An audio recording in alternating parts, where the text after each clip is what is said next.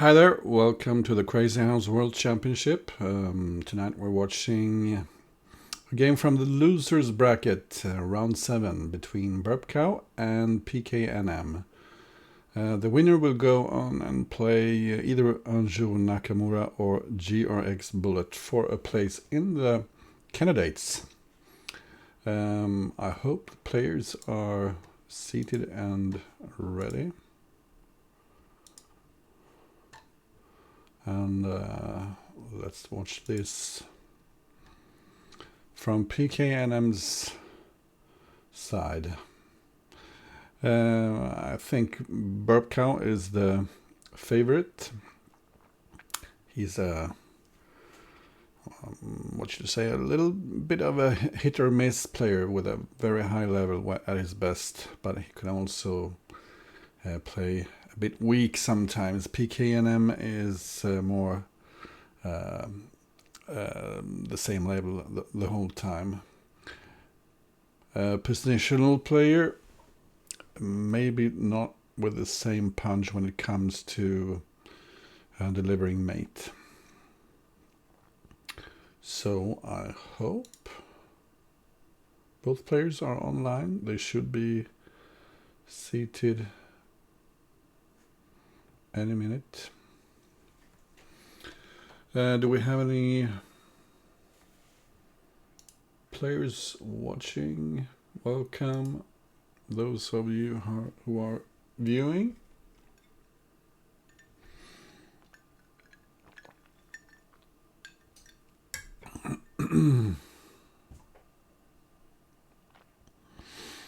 So let's get ready to rumble here. Meanwhile, we can take a quick look here at the qualifying tree, because we have quite a few players ready already for the finals. Candidates undefeated so far and through to the candidates are Suanet and Clearcast and Bugzilla, Mugwort, Blitzbullet, Little Plotkin, Fumitox, Legion Destroyer. And here in the losers bracket you need to reach round 9, so the winner between Esken and Master Tan will have one spot. And here we see, yeah, these are the guys I was mentioning just now. And here we have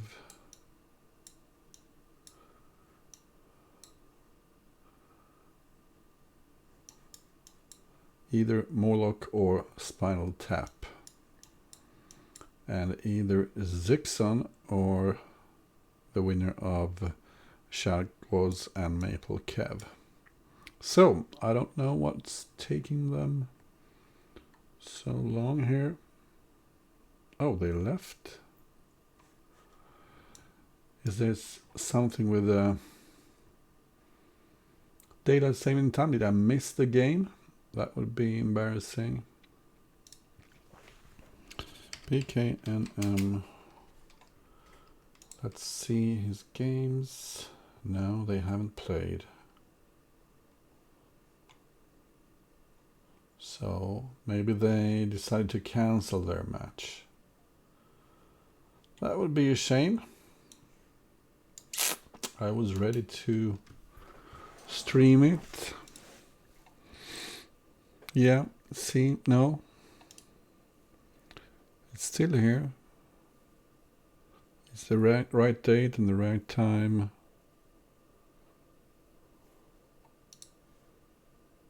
Oh, there they go. They are seated, and burpcow playing white in the first game. You can see that pknm is the higher rated player, but I still consider burpcow the favorite, and also he has a 10-8 advantage in their mutual encounters going into this match.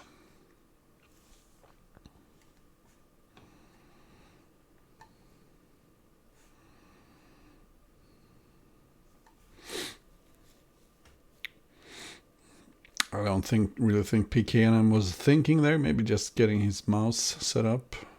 Yeah, he has this homebrew, the French setup, capturing on e4 and then developing the light squared bishop this way, but I find it rather passive. I don't quite like it, but there are some tactical tricks here, and it does suit his style. He is a very solid player and good at defending, doesn't mind allowing knight takes f7. But I'm pretty sure that burpcow is tempted to take on f7.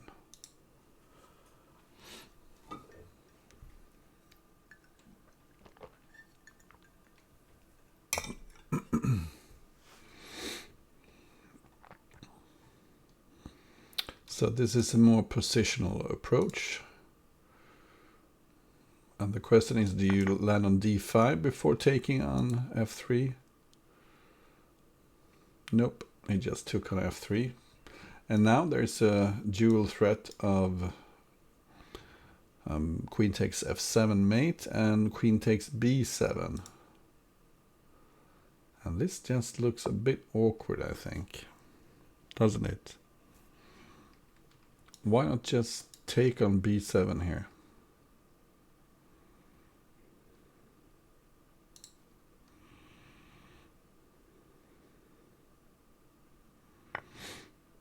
It's a free pawn, so why not take it?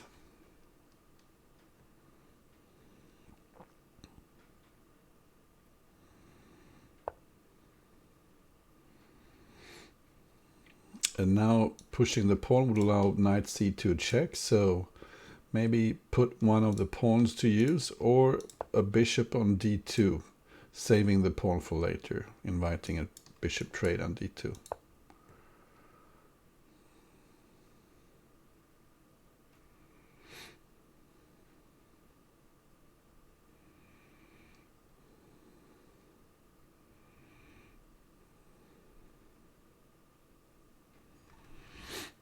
So white won a pawn, but it's not the end of the world, and I think you just ignore the threat to take here in castle, maybe.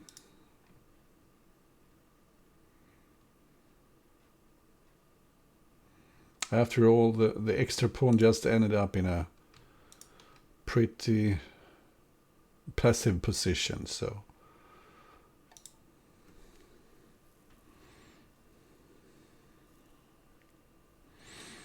When I look at their encounters, you can see that the last 6, burpcow has won 5.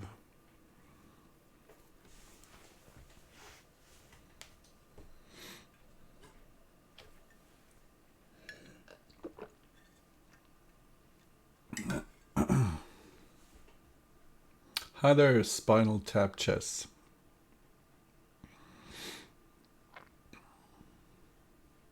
And pknm is spending a lot of time here in the opening. I'm not sure why I didn't. I would play it instantly, I think, castling. The thing is, once you get to the castle position, the knight on g5 is in an awkward spot, actually kind of shielding the black king, because the bishop isn't reaching h6 anymore.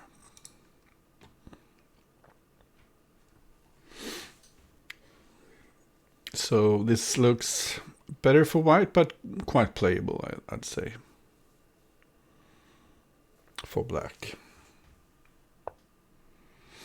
A very natural move, pointing towards h6.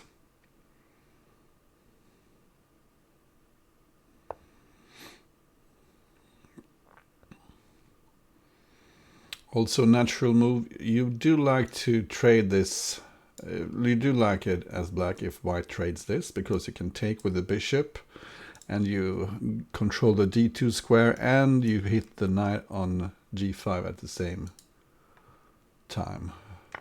Yeah, I saw that. Maybe I will stream it. I'm not sure. Can't promise anything. Depends on how much work I have to do. but it's a very interesting match. And it's a match for a place in the candidates, right?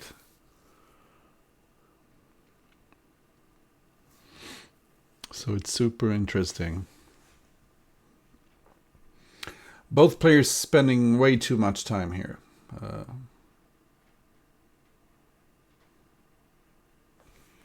And now white has to be a bit careful because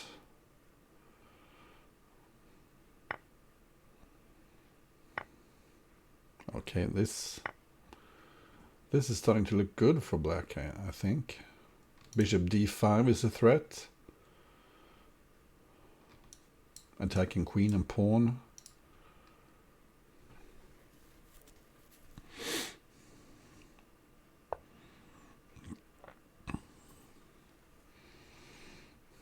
So maybe just attack the knight. Okay, he attacks it with a bishop instead. He wants to capture e3 and play bishop d5. Maybe now it's a good time for pawn f4. This is an awfully passive place for the knight.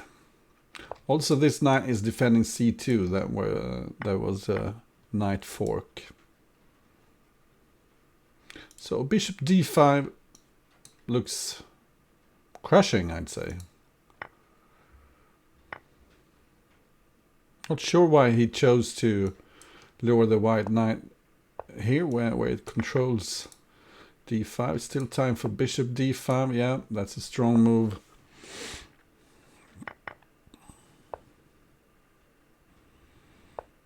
And this queen is completely cut off from the action.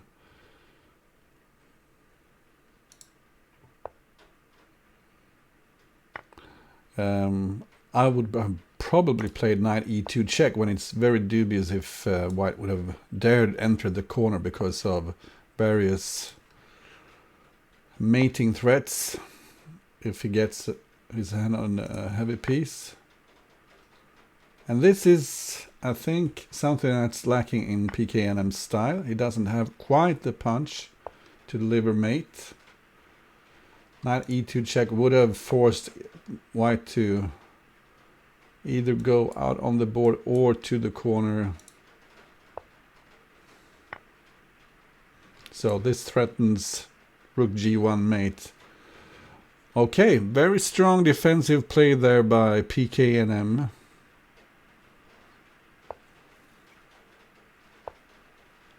Who takes the lead 1-0.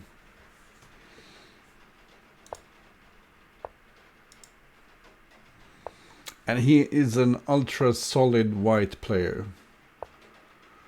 Not entering any long theoretical lines, at least that not that I am aware of, but just playing sensible moves.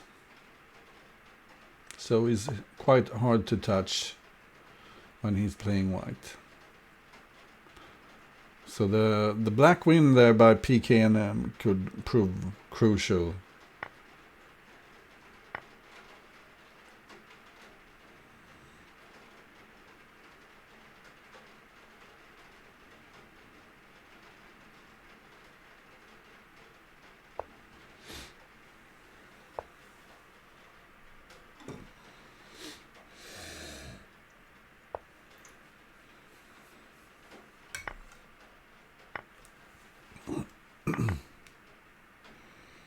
Both players have weaknesses here in their pawn structure. But I think maybe white's pawn are a bit better because these two pawns, they control a lot of squares. But it's not on a semi-open file, whereas these two pawns, white can easily attack them. And maybe place something in front of them also.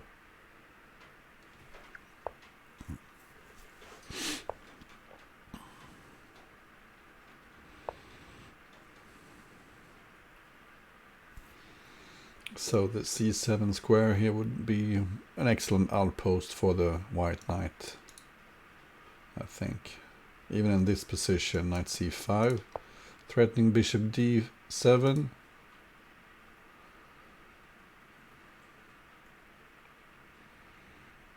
I'd say it's easier to play white here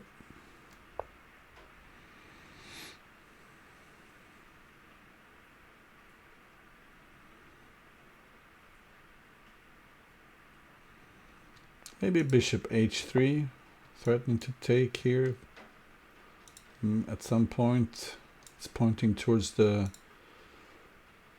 pawn on e6, and it's not so hard to, it's not so easy to attack a bishop here on h3. Well, this solved the problem with the white pawn structure. The pawns are quite good now.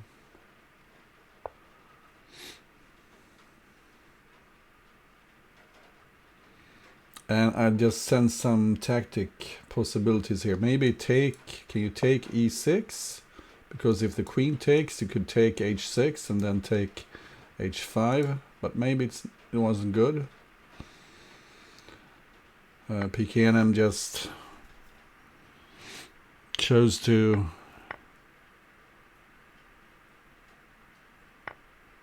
protect the piece. So black trading a piece for 2 pawns, but he only got 1 pawn there. Interesting recapture here. So preventing bishop e3 check again. That's a nifty move and very gutsy. But you can plug something here in e6, maybe, I don't know, maybe a pawn.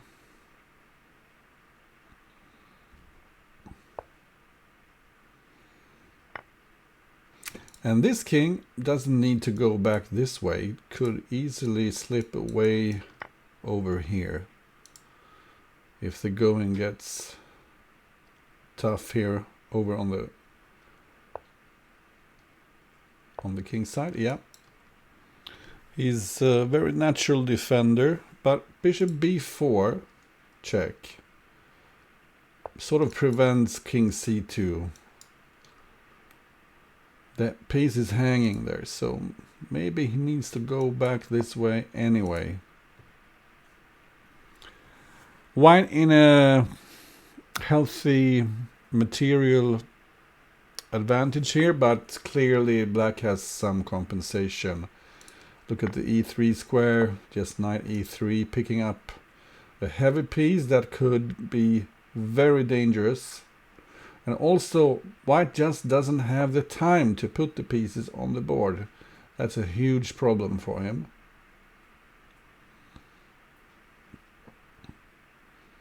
Bishop d5 is an active, yeah, bishop d5, very active. So white has more pieces, but they are all waiting in line, and I don't see a way he can get them on the board.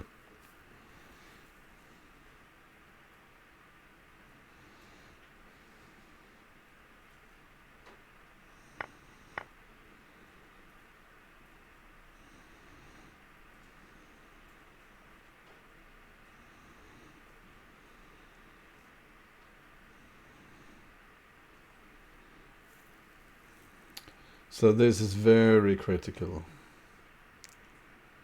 I don't like the white position here. Black would probably just take the rook, put another knight on e3, and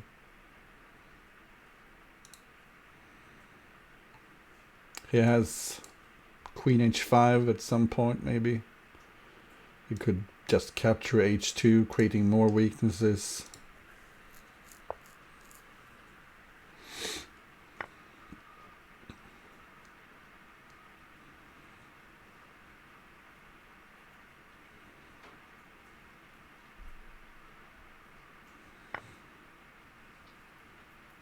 If you took with the king, I think rook h1 was a big problem.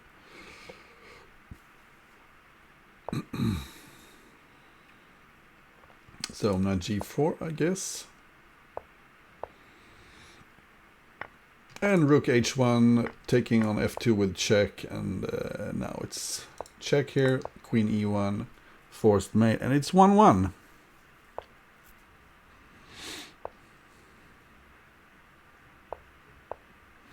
I wonder, let's just have a quick look at this game, because I think pknm was doing just fine, but maybe he was too creative when he took with the rook, with the king on f2 there, starting his. Oh, bishop takes f4 was strong here. I didn't see that. Okay, so knight takes h6 is recommended. And bishop g4. Yeah, that does indeed look very strong because e6 is a weakness. I was thinking take here. But maybe it's just bad. Or maybe it's good. The computer isn't sure. Looks a bit better, at least. Or was it worse? Here, yeah, take with the rook instead. This was a bit too creative, maybe. And go back. King takes was definitely too creative. Let's get back to the game. Still, the position was unclear, but... So, we have the same opening. The pknm opening. And now he switched to knight h6. And this is a typical defensive maneuver when your opponent places a king on a knight on king's fifth, because the knight is protected and it defends f7. But here h7 is under attack. Both players with some strong threats here that you need to be careful about. d4 could be hanging at some point, but beware so you don't run into some discovered attack, picking up the queen. I think white is developing quite sensibly here. Playing natural moves. Black has showed his hand a bit earlier than white. So maybe white can put his pawn to better use than black did by placing his pawn on f5. Although the combination of these two pawns and this bishop here provides some strong pressure.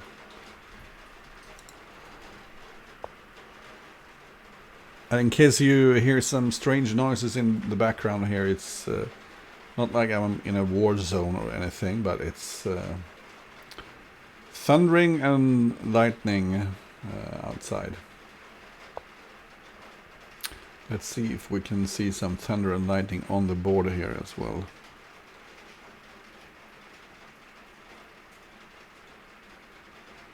I like the black setup here. White will need to use some force to crack the black defense.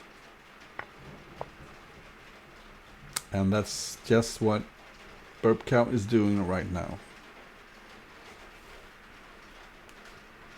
So this bishop pointing towards f5. But maybe pawn takes. Yeah, I guess you take here first. And in case bishop takes, the bishop is hanging here on d5. Note that white has damaged the black king's position, but sometimes the g file could quickly become very, very dangerous for white. So it's a bit double-edged. The black king's position looks a bit loose, but all the squares here are under control.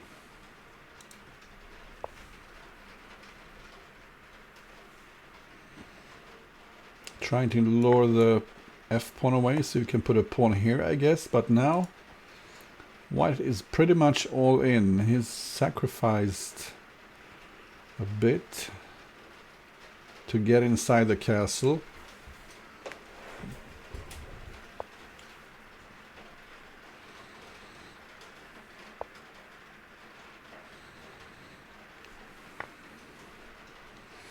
Now I guess knight f4 when e6 is hanging as well.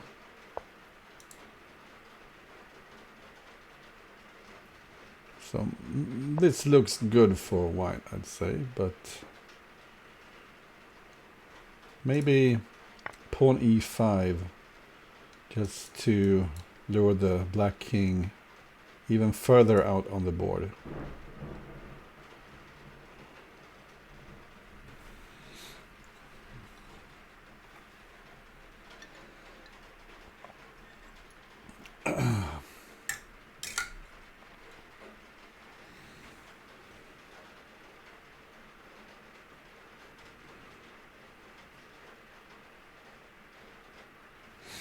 And taking here before pawn e5 makes a lot of sense also, because then you can trade queens immediately.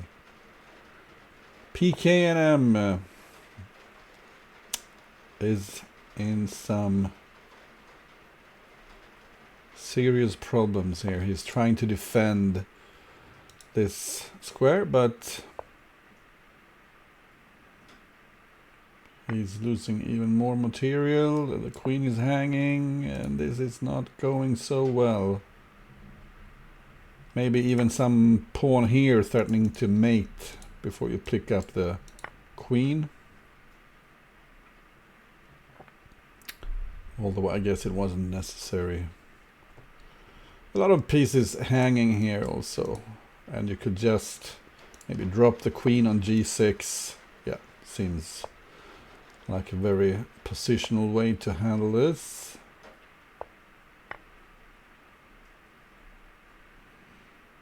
Threatening mate. And this is hanging.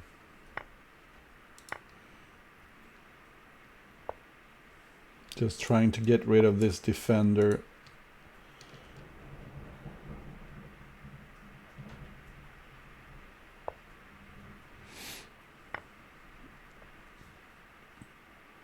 Probably take f7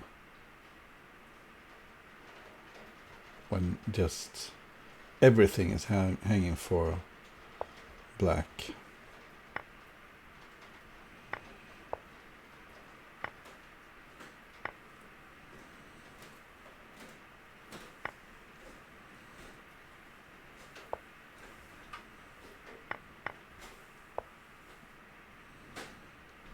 And it's made on f7 or h8. That was impressive attacking play by burpcow, who takes the lead 2-1.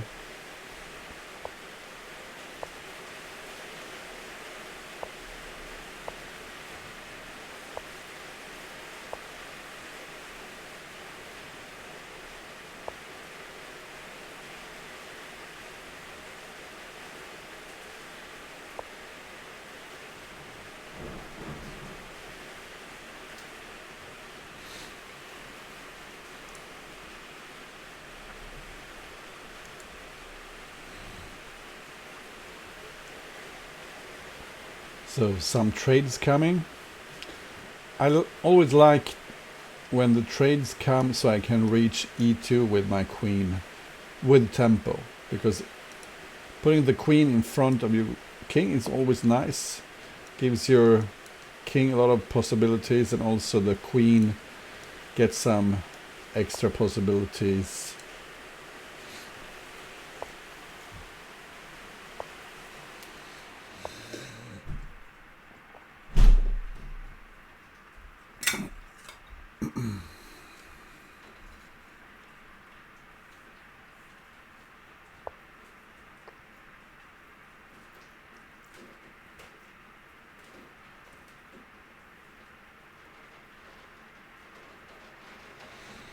White would much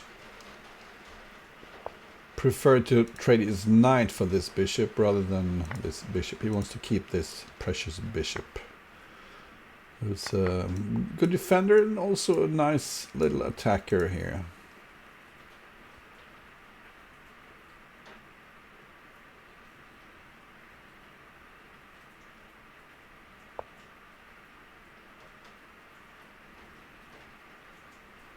I guess one idea here is just to swap on f5 and play bishop h3. Looks very nice, I think, for white. Threat being taking here, pawn takes, and bishop e6 check, picking up an important pawn on f5.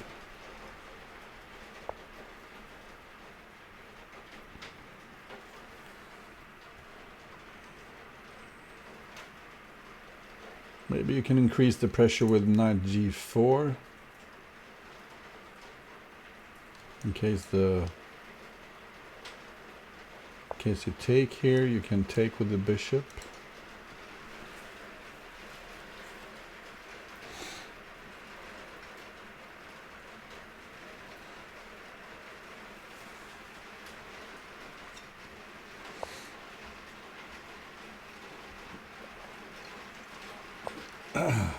Seems as if black has enough defensive resources to prevent an immediate breakthrough. Let me just check my window so it's not raining.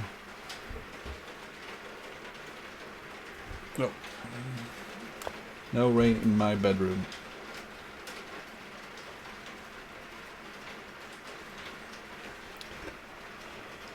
And the rook is pointing towards e6. Seems as if white has an edge here. All pieces are on the board, but why didn't he take with check here? He had the chance here to take with check on e6, but he didn't do it. That's very strange. That was a big chance missed, I think.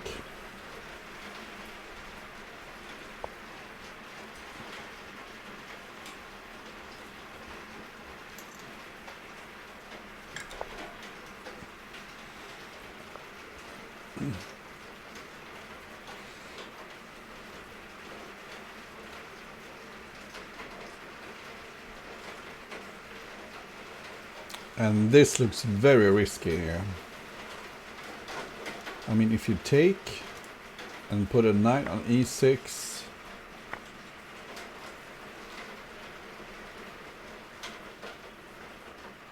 has to be good for white, I think. You could probably just take on e5 twice.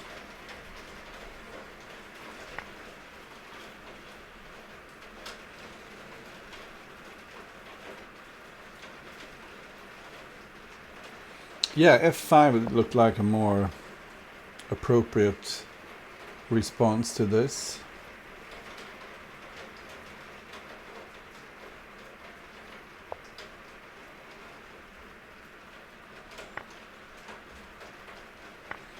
Okay, so black spices up things here. I think that's the correct decision because he was slowly getting strangled.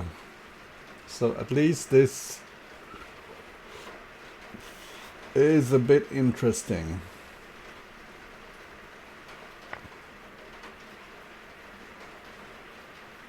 I suppose you take on f2 with a check.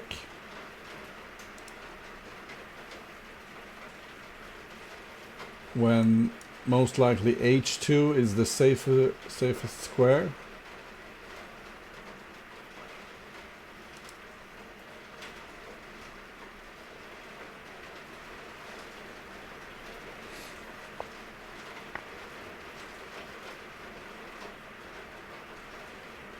And that's a very odd decision because you can play rook g1 with check later here as black. Why on earth would you put the king there voluntarily? Okay, so on h2 a bishop would come, bishop g1, I guess. So you can't go to the corner here. because of queen g8, and so this picks up a piece. And also there could be some strong threats here. Now probably just rook h3, because the bishop is defended by knight at e7 check. That's a blunder by black. Yeah, simply take here, and you're threatening to take on h7 with check. So black needs to take care of that, and now white is just crashing through here, so burpcow resigns. It's 2-0, and we've seen a very close start to this match. This could end either way. pknm not satisfied, I guess, with the opening play in the previous games, so he chooses another opening, putting immediate pressure on e4.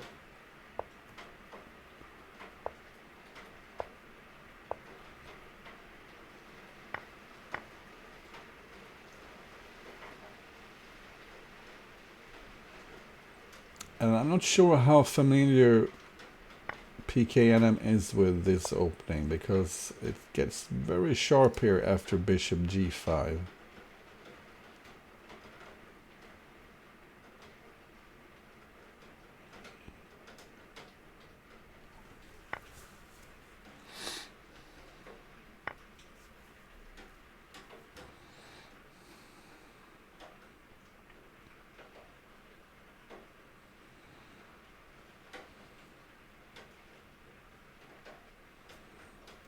It could turn out to be a big mistake for pknm to enter this position. Clearly he isn't prepared. He's thinking way too long here.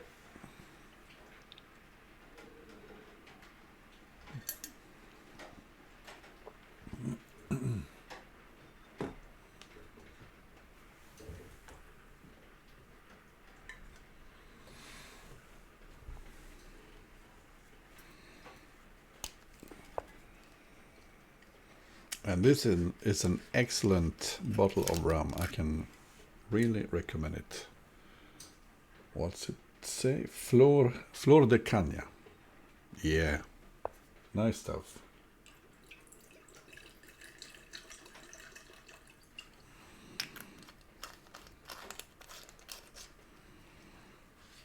So I guess you take on c6.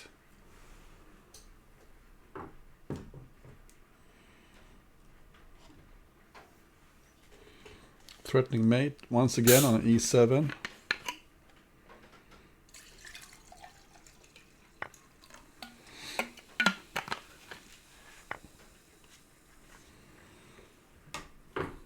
And I recognize this.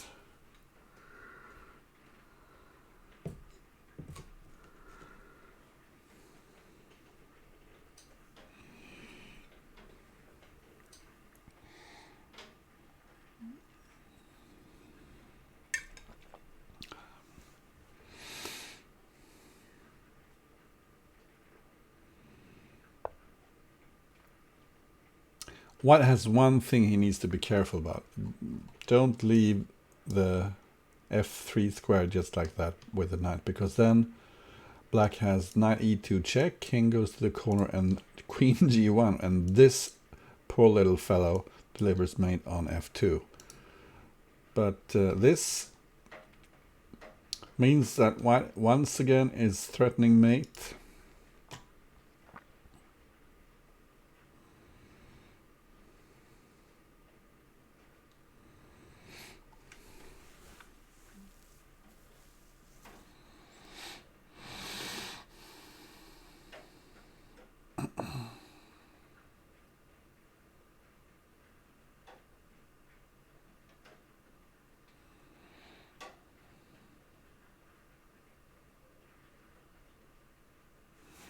This is some clever defense by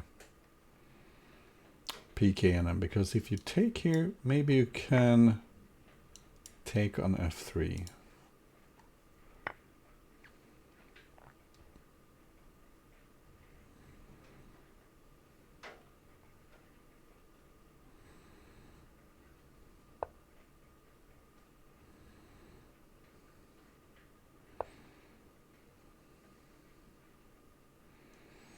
I was thinking maybe bishop b5 would have been a good move. Pinning the rook before you play queen e2 and also protecting the e2 square. But what do I know?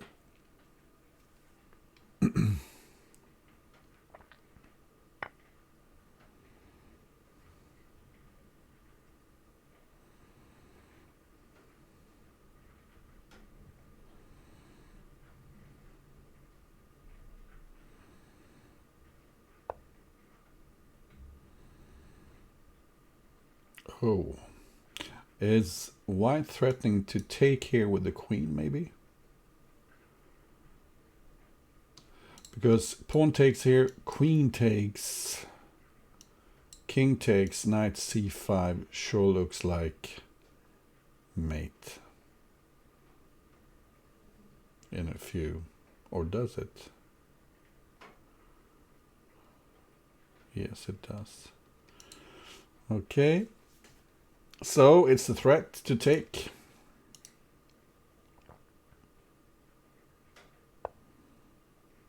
And it really didn't want to put that on the board, but maybe it was necessary. You would like to have it for e2, but sometimes you just need to defend.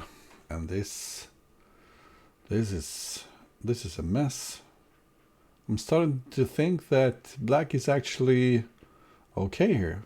And if black is okay, then he's more than okay.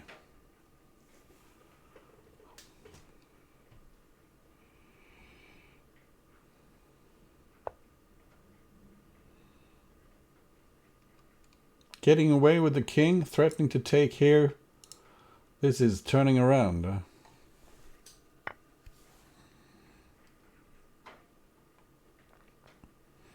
So, threat to take here, knight e7, rook g8 mate. So you probably need to take the rook. But now maybe rook e8.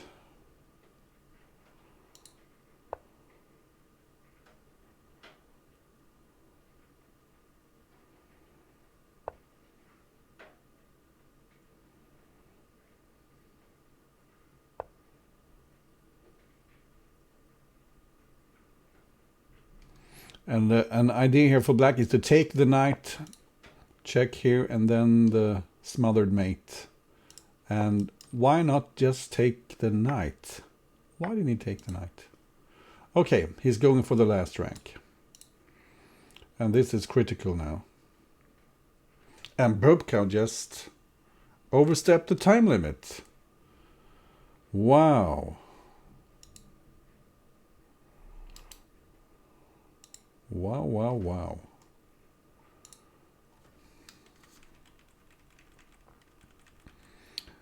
In this position, I was thinking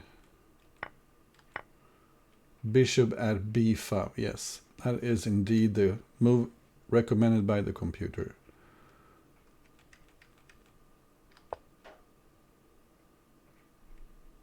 And this is a nice find, bishop at e7. Impressive defense there. So here black is just fine, I think. And actually castling here. Yeah. Oh, that would have been nice. Castle and then take the knight and win the game.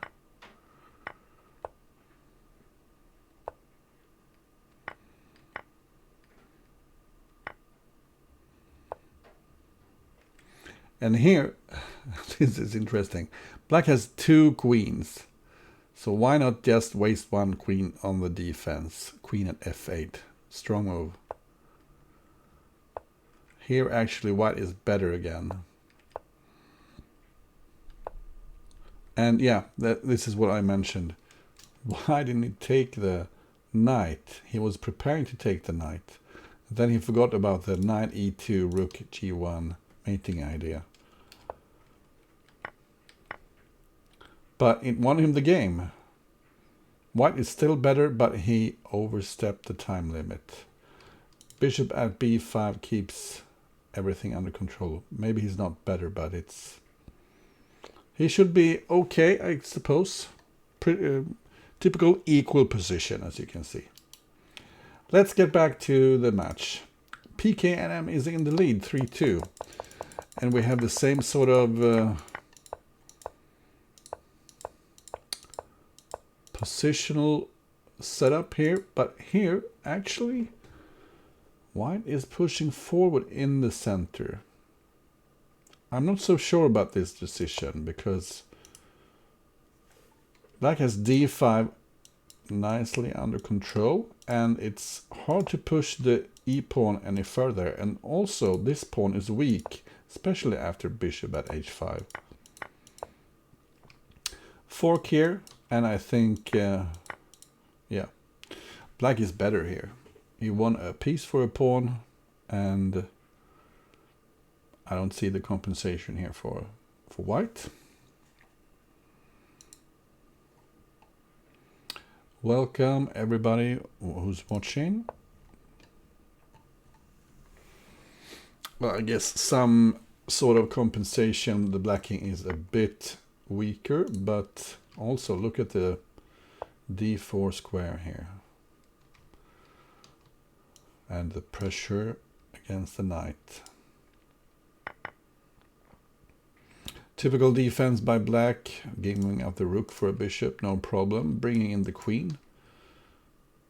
In the defense, the queen can take an active post here on g7. Maybe the other rook, the passive rook in the corner, can come and strengthen the black castle.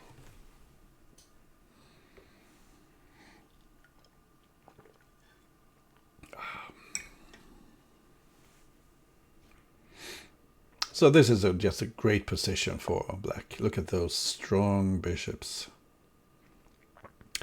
And that's a healthy pawn. You can just take it twice. I'm not sure why black didn't do that.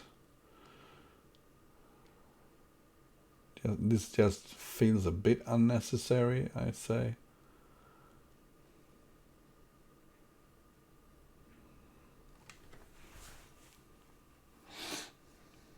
Of course, with another knight in hand, we mate here in just a few moves with knights on these squares. But he only has one knight. And if you check here, white has a rook that can defend.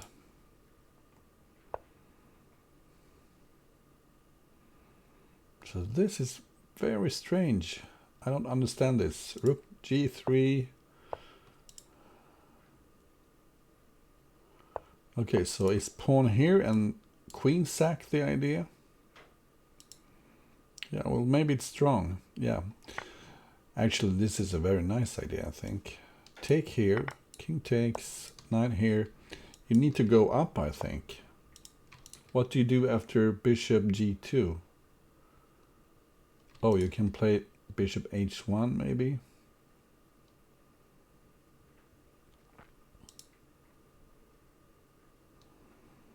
So bishop g2 seems like the move in this position.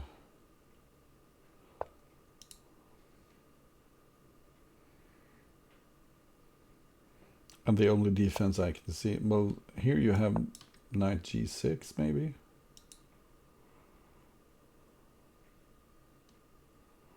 Okay, this is even better, I think.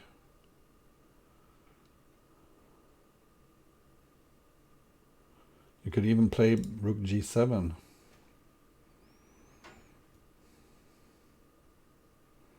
And then just take with check and pick up a queen.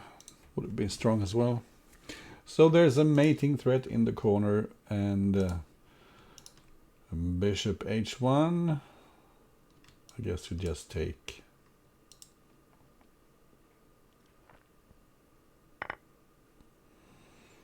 Giving up the queen for some temporary relief, but trust me, this knight will go back.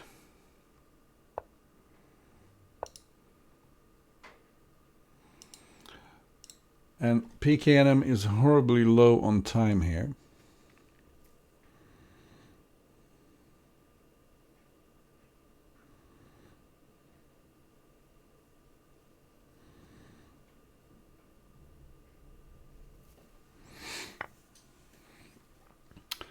So this is a nice move. If the queen takes, you can probably take on f3 with the bishop. Yeah, just hide in the corner.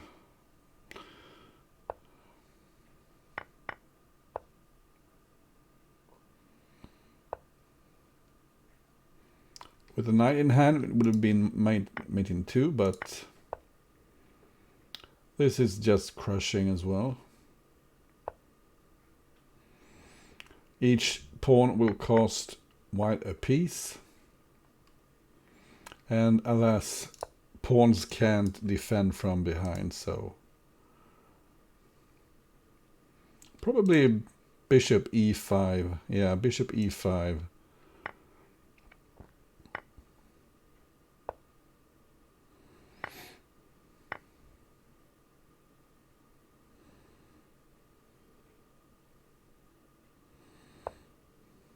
Threatening rook h1 maybe.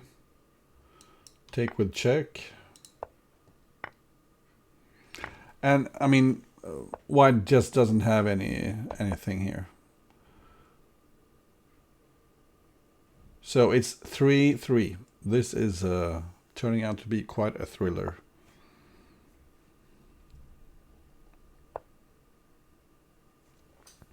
So,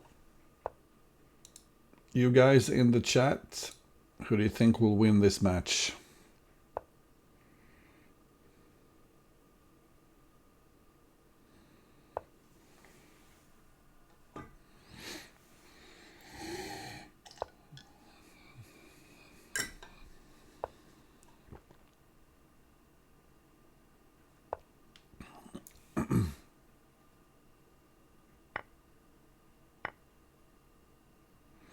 And this is interesting. Burpcow switches to d4 all of a sudden. Maybe he gained some confidence, winning as black, tempo down in these symmetrical positions. So why not try it with white being a tempo up?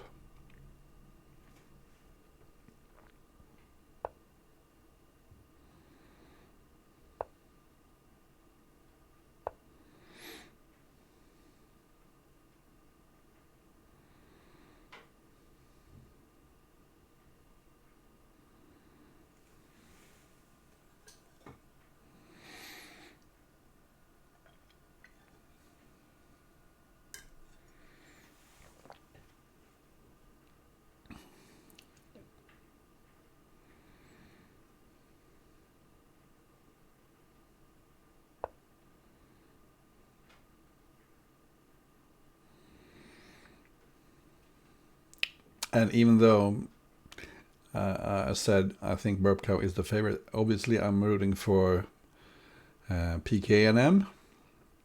He's my fellow Swede, and actually he was my partner when we won the Swedish Baghouse Championships just a couple of weeks ago. So I hope pknm will win this.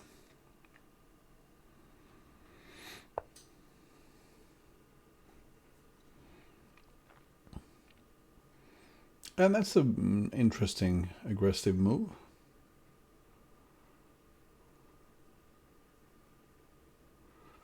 You'd think that this pin could be a bit annoying after a trade here.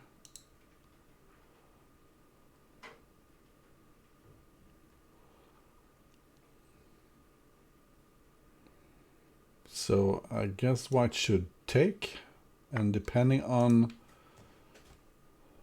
now it depends on what black recaptures with.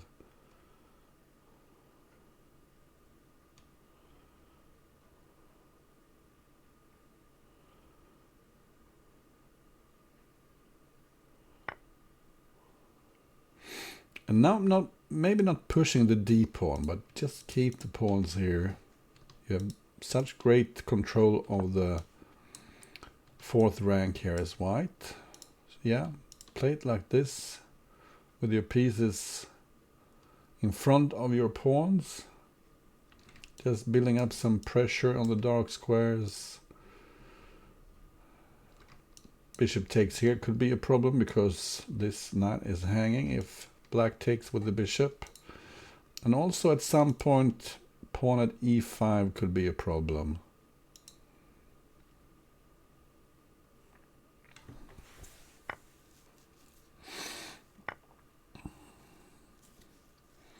And I don't quite see how this can be full compensation for black.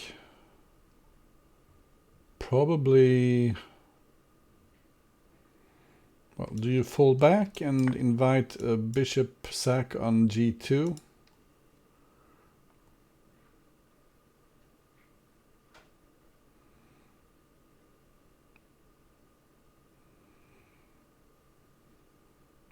So if it ever was good to sack on g2, well, now is the opportunity. Take on g2.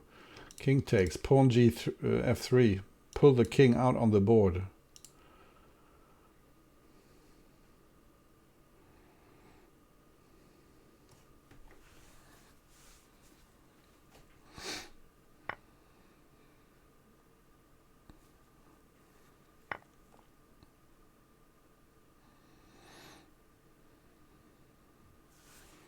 And obviously pawn f3, yeah. No time to waste here. And if the king takes, you have pawn e4 as well. And I suppose you pick up the bishop now. And this is quite dangerous with all the weaknesses around the white king. I wouldn't feel comfortable playing white here.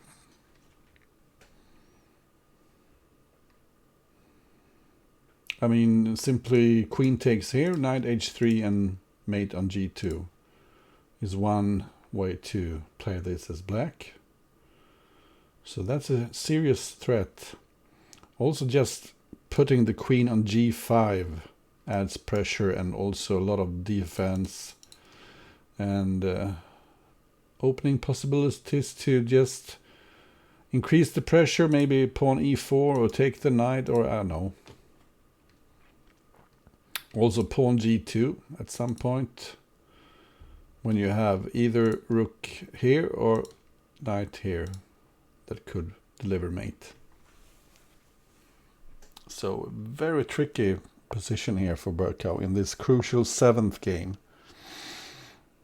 So this is a nice spot for the queen.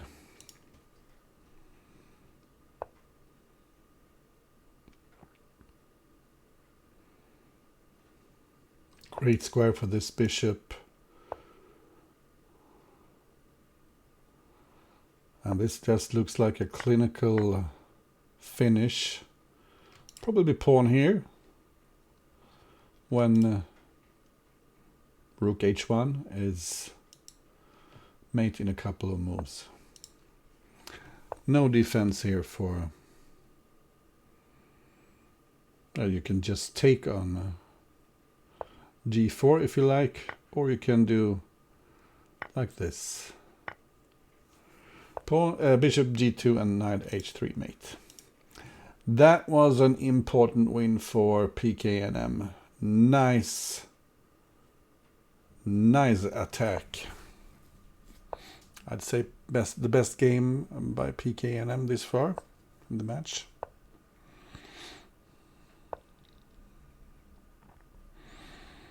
pknm switching to kingside fianchetto setup instead. Apparently he wasn't pleased with the way his symmetrical games were going. Very interesting games in all phases. The opening, the middle games, the attacks. I like this match.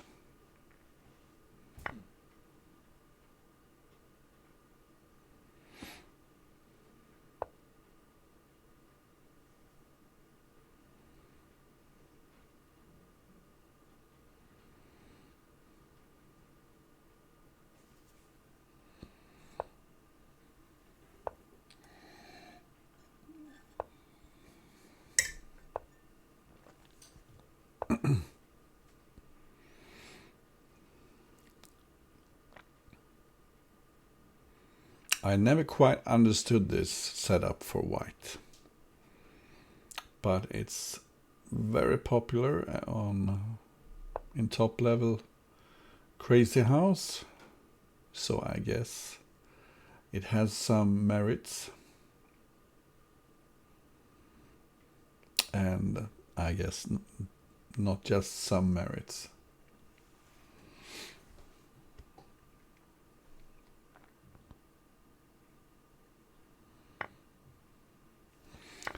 So this is interesting, giving a piece for 2 pawns with a very solid center, and now this rook is very much alive, ready to trade on c3 at some point. For instance, if white did something silly like queen c1, when e2 would be hanging. So where do you put this queen? Suddenly the white position looks a bit... It lacks some coordination, I think, with the bishop here on the rim, with the knight on the rim. And here black could fork with a pawn on d4 or demolish the pawn structure. So pawn e4, black is just finding nice spots for the pawns, and either you trade a lot here or you allow the fork here on d4.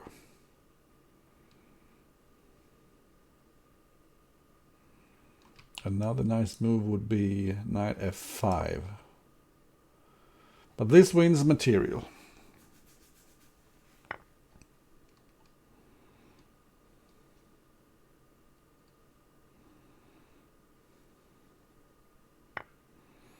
And this is just a great position for black. I would probably have kept my bishop there. It's so strong on f6. Take with a knight instead, but was he afraid of knight takes, knight takes? No, surely not.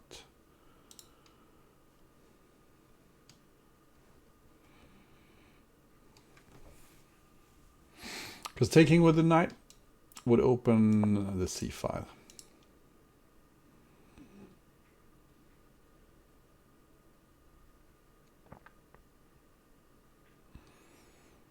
So maybe take on c3, pawn takes, knight e5 looks good for black.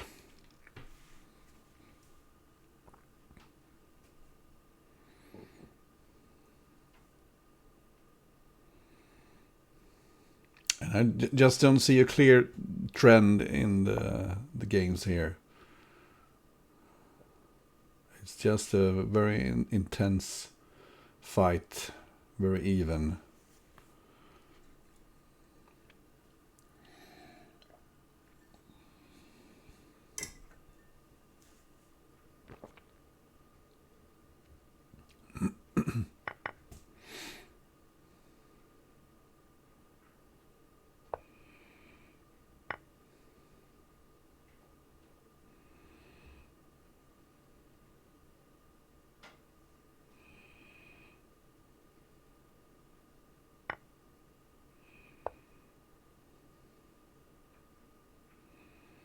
Not sure that's the square where you want to put this knight, but oh well.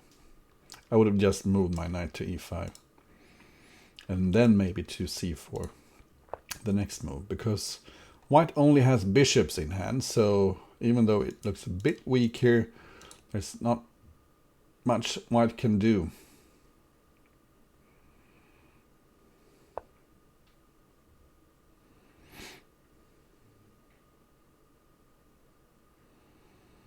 Probably bishop g6. If the bishop takes here, you can take with the rook.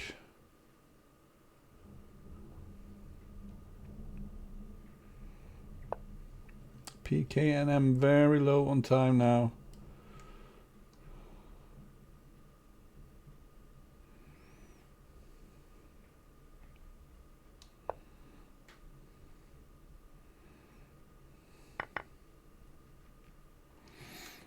And with a horrible position.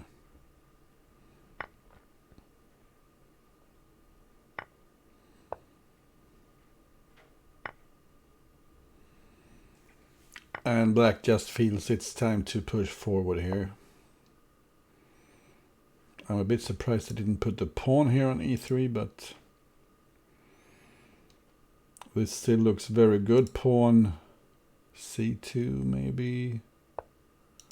Oh, just put pressure here. We could put pawns either on h4 or f4, winning back material, and now bring the knight in. Yeah, open up for the queen as well. This is just crushing now. Queen takes. And you can give the knight and take up with the queen. And hopeless position.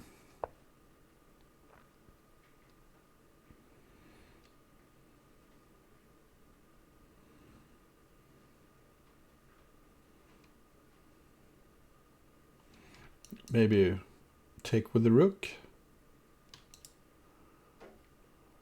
Or do you play pawn c2?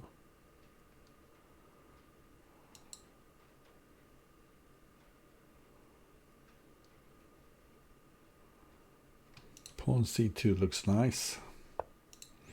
Yeah.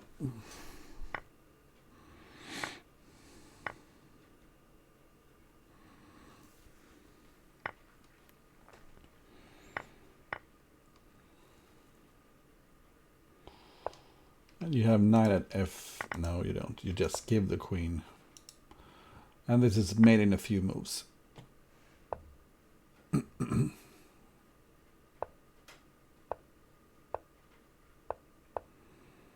pknm fighting till the end. An impressive win by burpcow. And both players are really warmed up now. It's 4-4. The player who reaches 5.5 points first wins this match. So it's best out of 10. But if the players are tied at 5-5, you need to win with a 2-point margin. So this could go on forever. Which is nice when you have a glass of Coke and rum and you're watching Crazy House.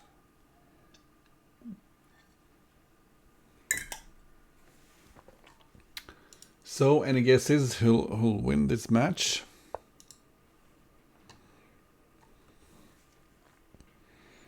I put my money on burpcow before, and I still think burpcow will come out ahead. But this is really close.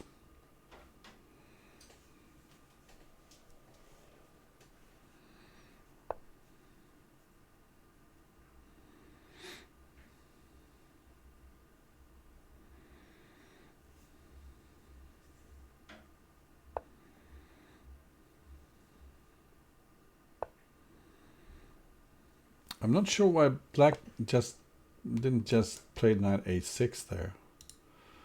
This looks a bit premature, but I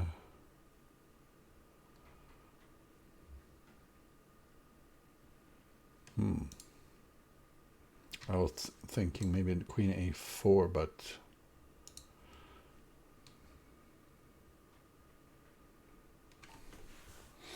Maybe I'm just seeing things that just aren't there. So an ambitious setup here on the king side. A kingside fianchetto with g4 rather than g3. This adds some extra possibilities at times and also controls some important squares, but there's also a hole on h4. I don't quite like the way the bishop ended up here on a5. This knight can go back, but this bishop, how is this bishop coming back into the game? I don't like this. Why not play some chess here as white? Just go back, play some chess, and be happy that you placed that knight, that bishop on a5.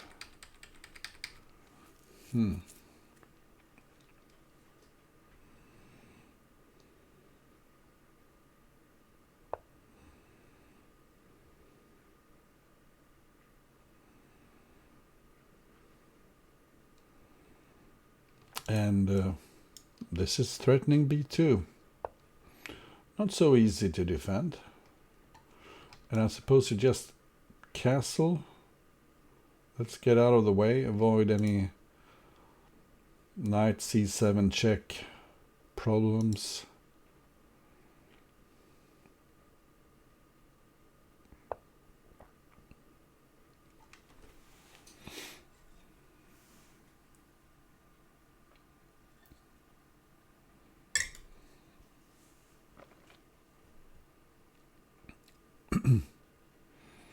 If white tries to defend, you have bishop at c2.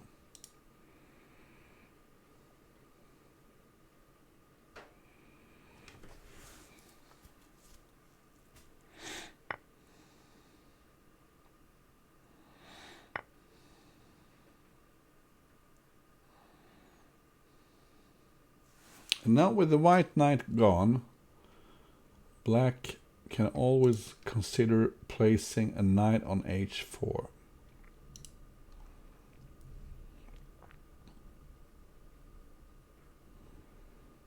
White's extra pawn is not that impressive. It's that pawn on b2 that's under attack.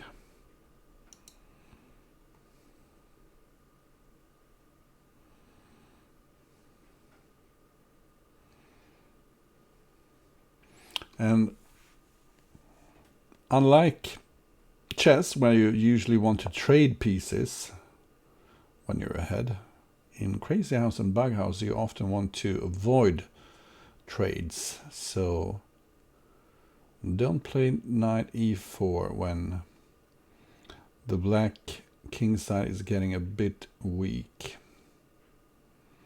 This means black is probably sacrificing a piece. Pawn at g4 would win a piece, I guess. Watch out for knight e7, pawn g7.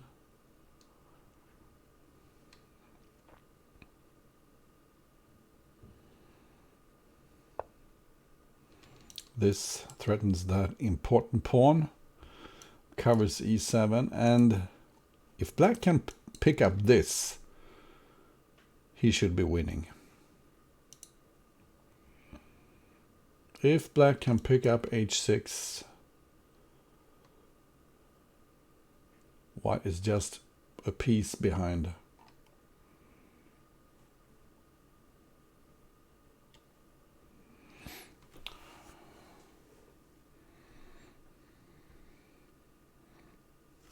And knight g4 isn't like the safest way to...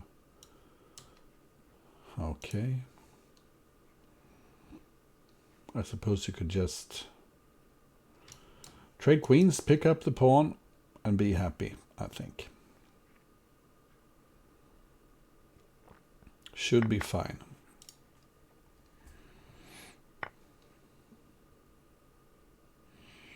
If you give black the time to put his pieces on the board now, it's just over.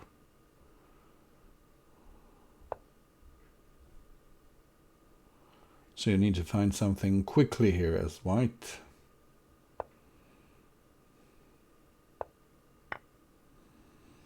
Trying to make use of the last on the 7th rank. Nice little tactical trick. And burpcow manages to find something here. That's not what pknm wanted at all. He probably should have left his rook on f8. Because now white is better.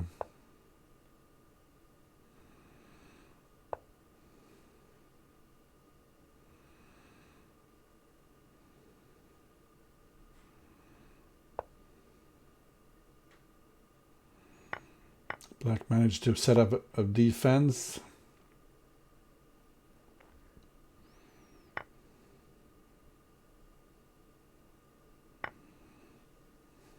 And this is far from over.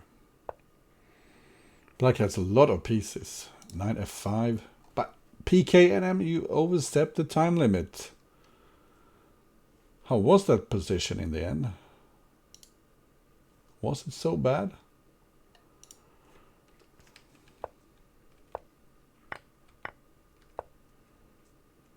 Yeah, here black is just better, I think. Pawn at g4 was white's best move.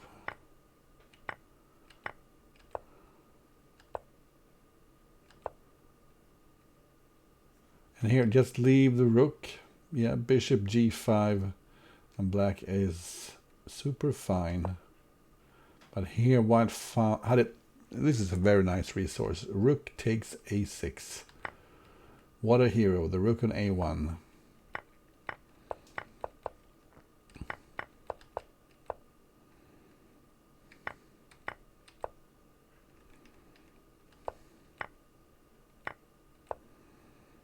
So, yeah, I mean, this is so natural, and actually we have a game again.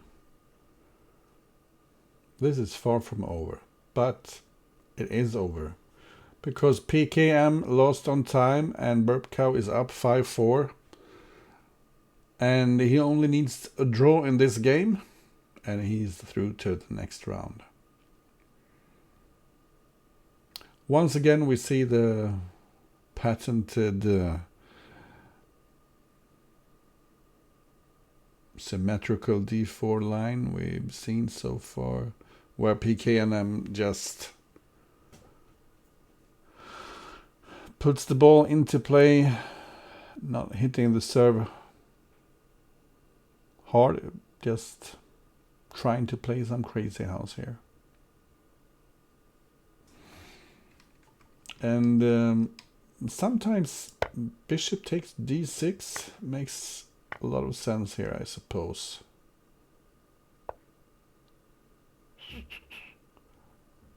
Maybe here? Yeah.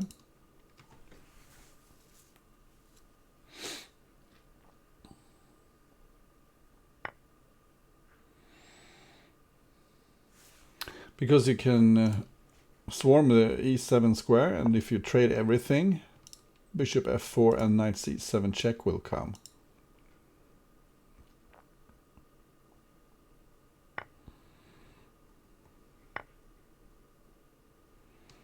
And this looks a bit shaky for black, I think. Bishop h3.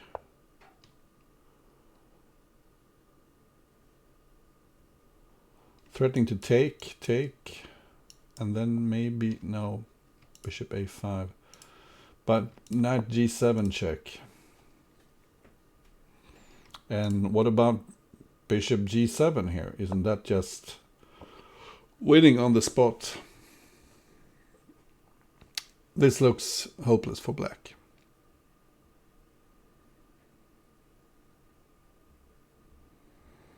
And if white wins here, we have 5-5 and a tiebreak.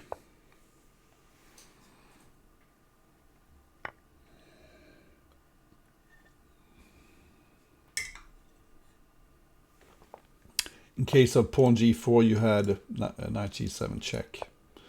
And this is a clean extra piece. No counterplay whatsoever, just hopeless. Knight c7 check, probably pick up the rook in the corner. Or take e6 with the bishop. Yeah, probably the best move in the position. Bishop takes e6. And I expect a quick resign here by black. He's probably quite disgusted by his play here. I wonder if is it best to take the queen, or do you just take d5 or whatever?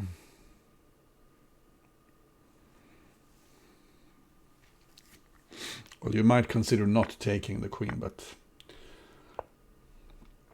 this looks very strong. Attacking the bishop, and if it retreats, you just trade. So white wins even more material here. And I would be tempted to take here.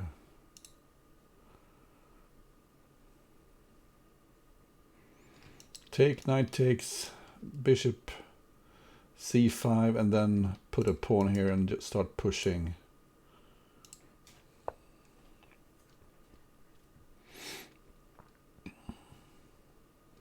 So this puts a lot of pressure here on the black position.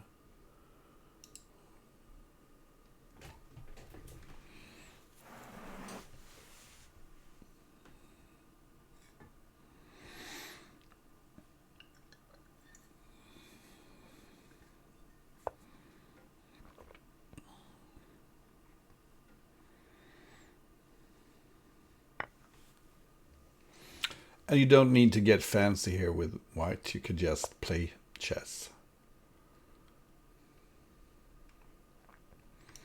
Take e7, take a6.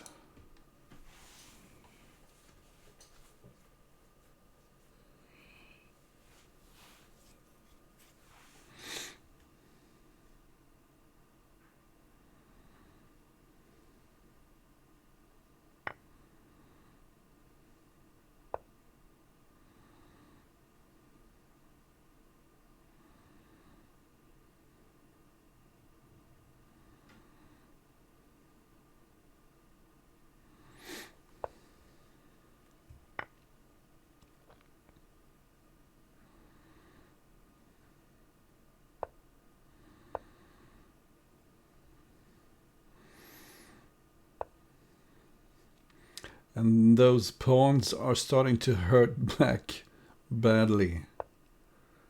Oh, you can just take the rook. Mate on e8.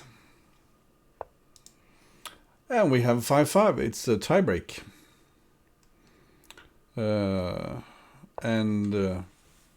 It seems fair that this match should go to tiebreak. They've been very even so far.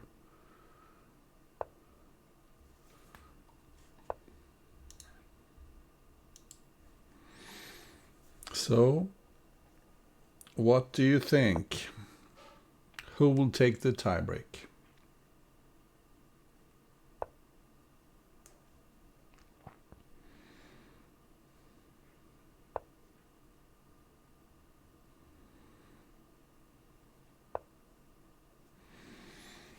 Wasting a tempo on a3 just to avoid the pin here. Maybe it's worth it.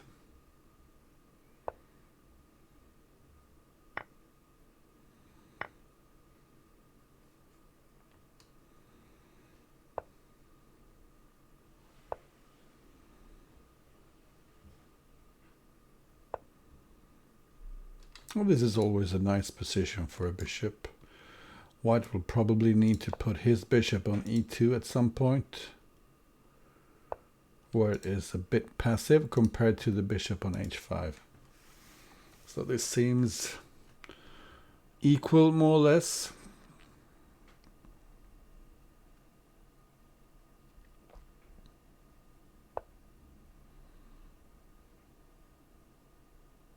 And when I play this against the computer, I always end up with the passive pieces, regardless of if I play white or black.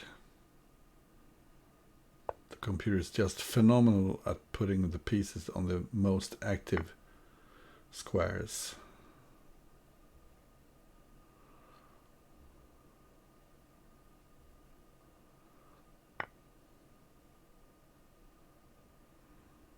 So, white is trying to swing his knight over to the king side. Also giving the rook a free view. When you swing the knight over, this is usually a critical position. While black could try to pin the knight maybe.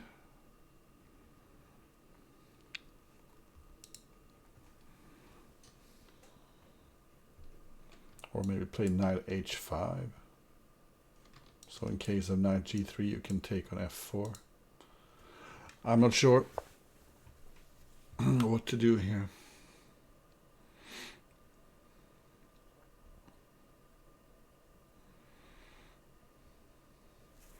And I see no reason why white shouldn't continue with his plan to swing the knight over.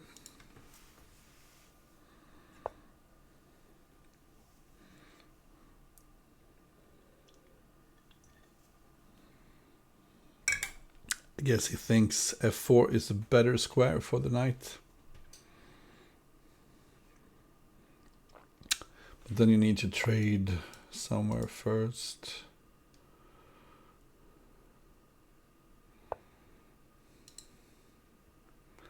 And this is actually a bit risky.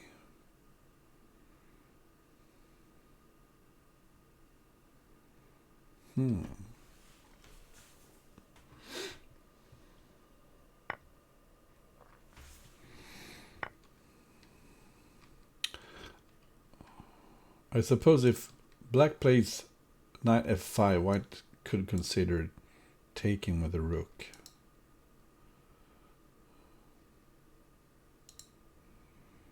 So maybe it's not so good.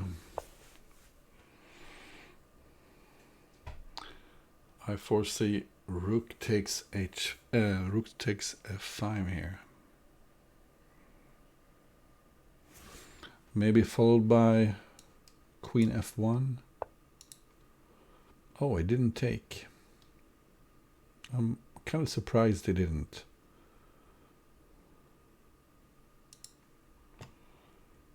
Well, this seems a little bit ridiculous, but on the other hand, if this knight moves either here or here, black is ready to trade, so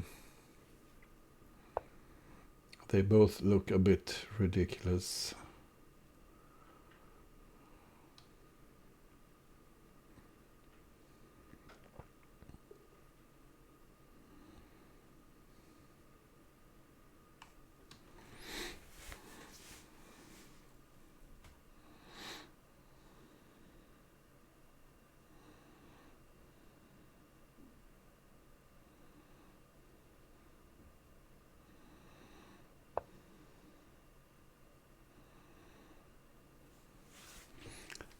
This weakens the light squares, but I suppose white wants to put a bishop here.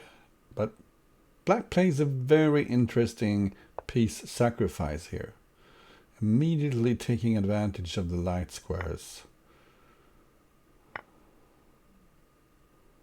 So the white king is completely stripped.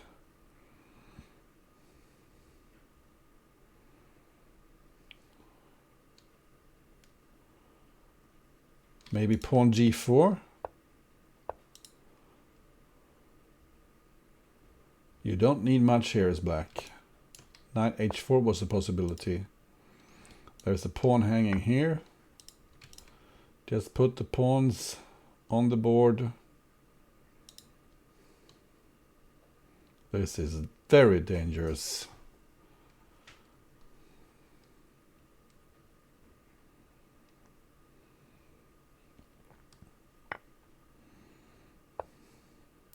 Black might have missed a chance. But still very dangerous.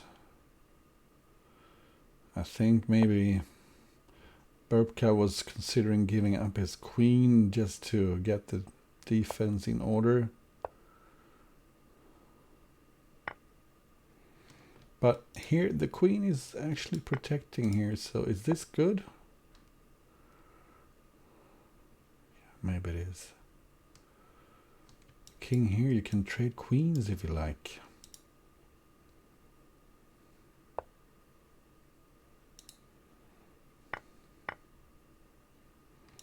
Knight takes.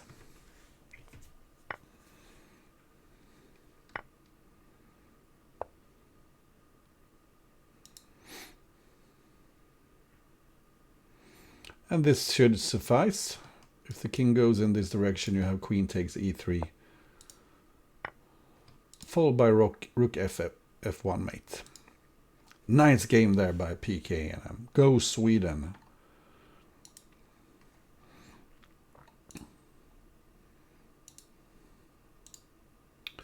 And here white is, yeah, it's an equal position. But after g3, bishop takes g3 is just an excellent move. Just sensing that white has weakened himself enough so I can give up a piece and just take advantage of those light squares. Bringing the queen in, and here, yeah, this is the chance he missed. Knight h4 seems to win on the spot, more or less. But still good. And he's just crushing here. So many moves leading to victory. All right. So pknm needs a draw, at least a draw in this game. Match point pknm.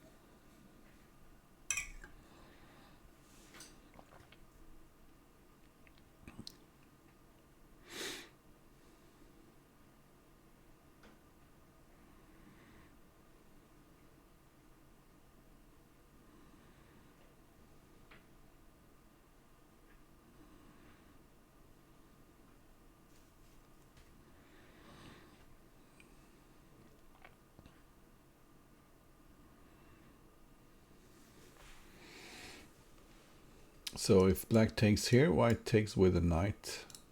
d6 is a little bit weak. Although maybe simply pawn e5 then.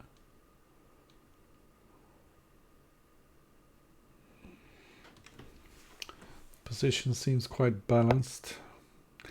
And black goes for an aggressive move here. The black position looking a bit shaky, I have to say here.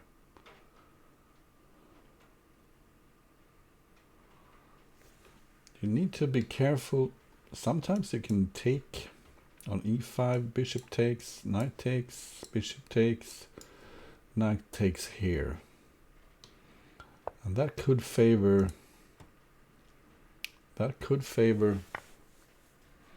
white actually.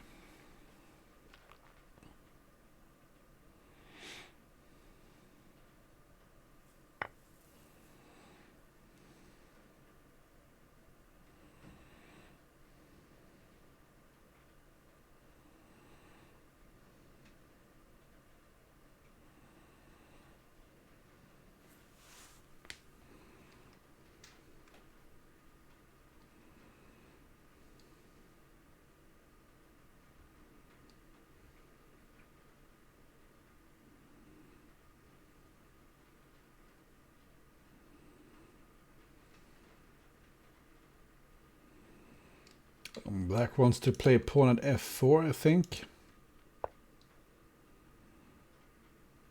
So pawn at f4. Maybe pknm missed this, because allowing this seems to be in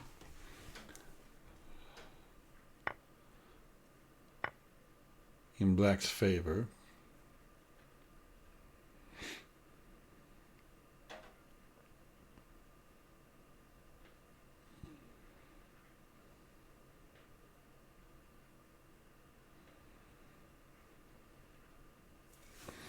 Although maybe you can play something like pawn at g4, pawn takes here, knight takes, and then trap the black bishop with another pawn on f5. Is that how you do it?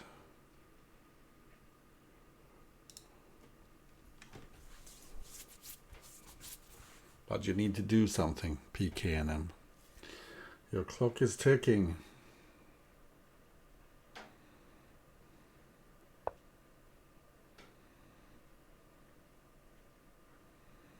And I'm not sure why he decided to choose this move order.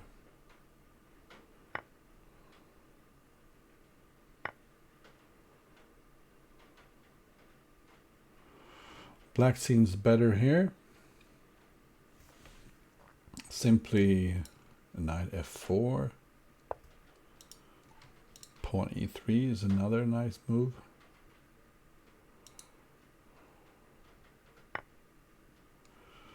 And white is just weak. Black has some great squares for his pieces. Bishop f4 maybe.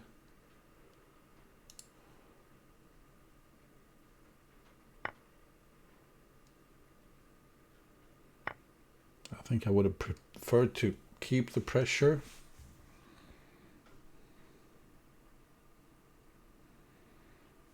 But obviously, okay, not so obviously. Bishop takes, knight takes. There's a rook trade on c8, maybe a knight fork on e7. Yeah, bishop f4, excellent square. I think it was stronger before, but still pretty strong. And pknm just loses on time.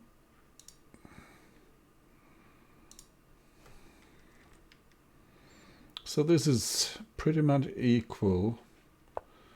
c4. He was running out of ideas here. Black has handled the opening excellently. But e5 was just too loose.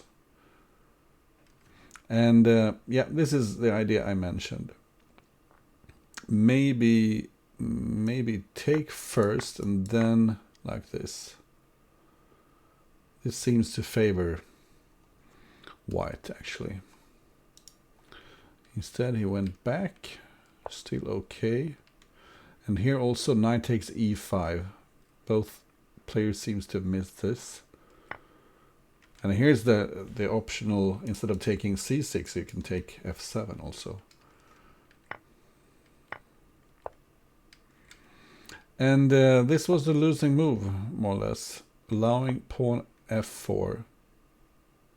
No. Pawn h6. Oh, this is nice. I didn't see this. The idea is quite deep. And in case of this... Oh, I'm just... What is this? What is the point? Oh, you can start picking up knights here, and it's pretty much mate, actually. Okay.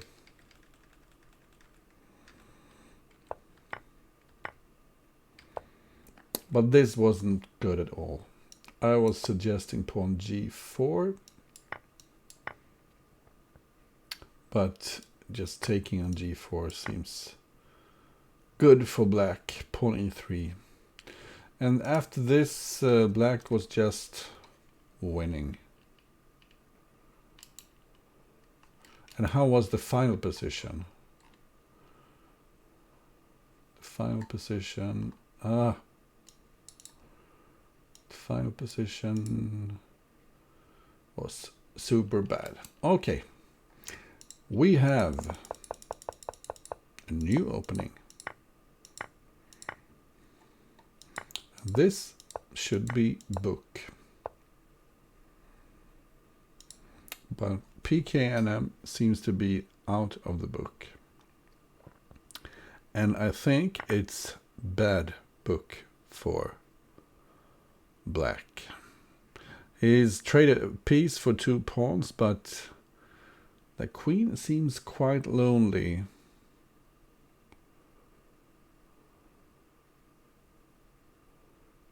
And you only have diags to put on the board.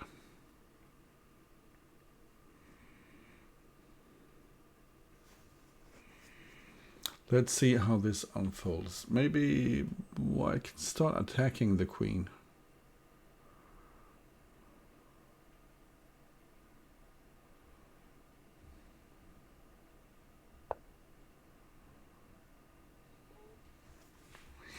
I suppose the queen will go to f4.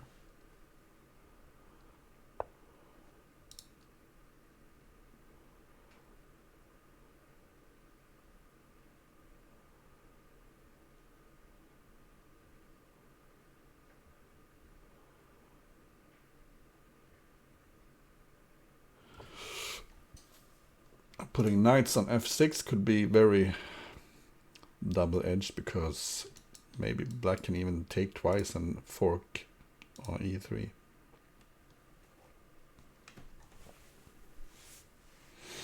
Not sure if knight g4 was so good, because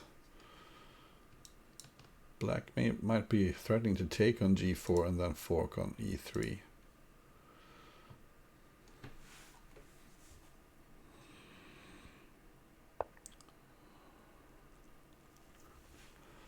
Typical move here would be h5, making the rook on h8 a bit more active.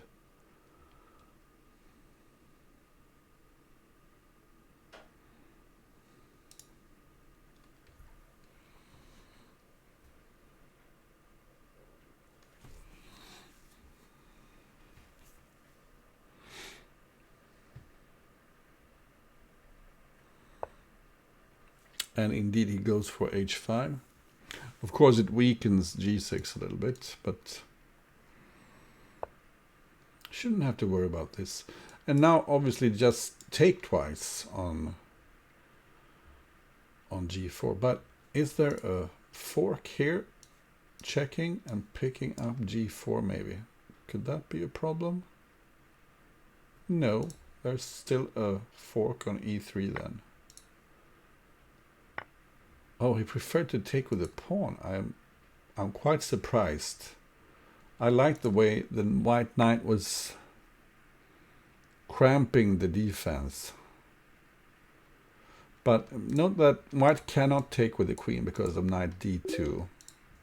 So he needs to take with the pawn.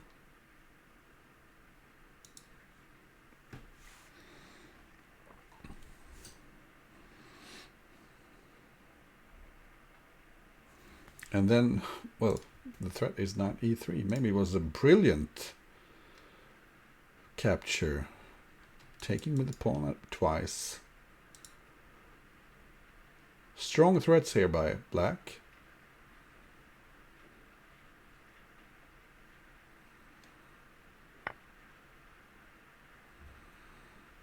And white is confused.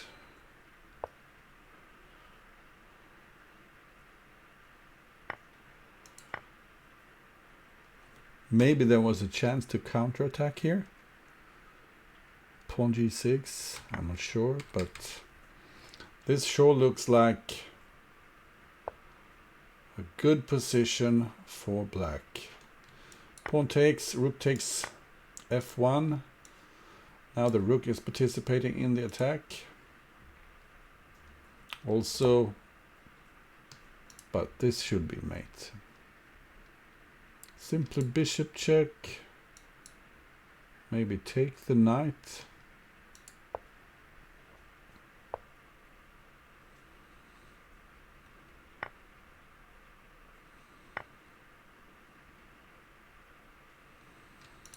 Pawn at d4 maybe, just to create some.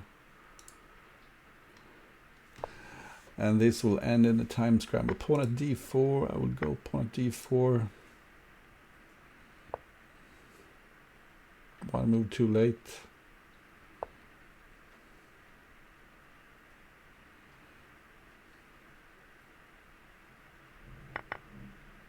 A knight takes, and there's a mating threat here with the queen or the rook. And that didn't help, did it?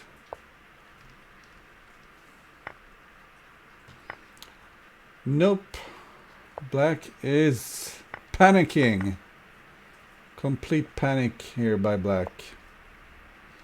And white turned the tables. Burpcow will take the lead, 7-6.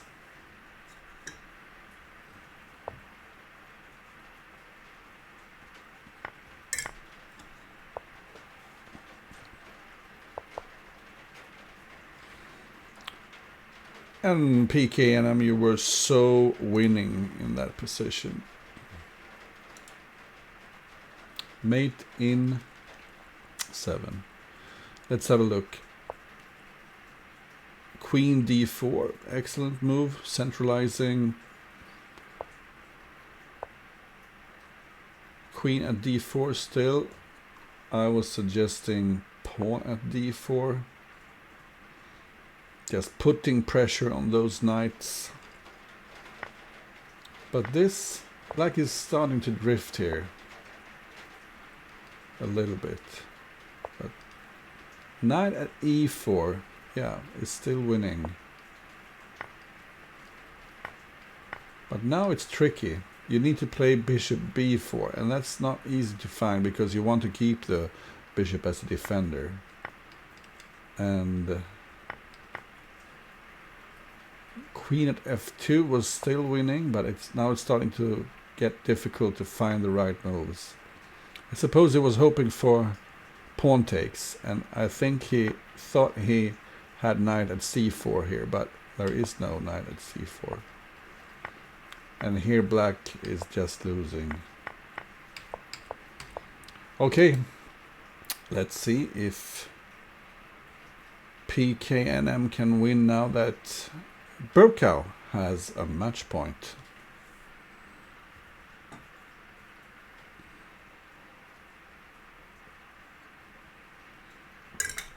Black's last move here, queen e8, is a very typical defensive move, protecting c6 and also overprotecting g6. In this game, burpcow is using the fianchetto line in the d4, d5 opening. So actually the players have been using their opponent's openings.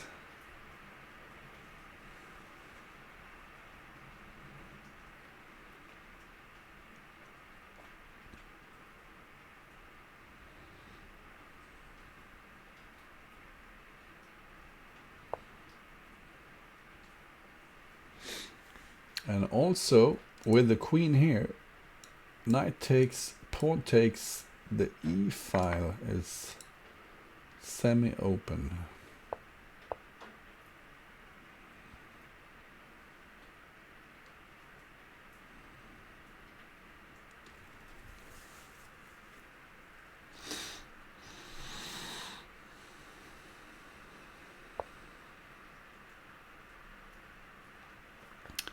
White is violent, but is this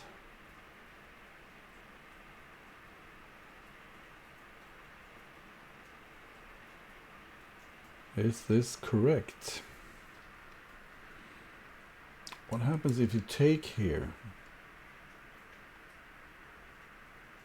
Take, Knight takes, bishop takes. You could start giving up your queen because you have pawn checks and bishop checks and knight checks. It looks like it's working for white. And in case black doesn't do anything, you have stuff like pawn at g7. So isn't this good for white? Knight takes, bishop takes, push the pawn, king up, queen takes g4, bishop takes, bishop h. No, the pawn is hanging. But then the rook is hanging with check.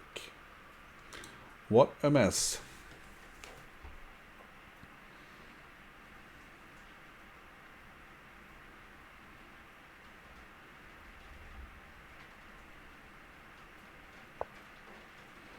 So white chooses pawn g7 instead.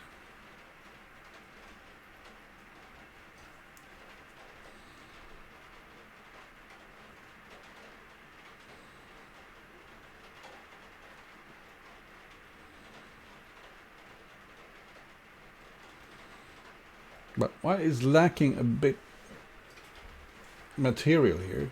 He can take here and he can check on g7, but then it stops. He doesn't have more material.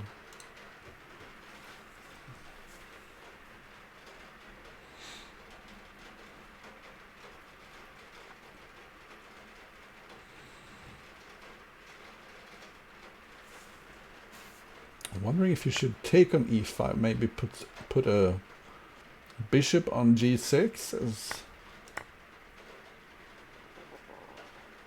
as black, or h7, just to stop the pawn avalanche. Very tricky position.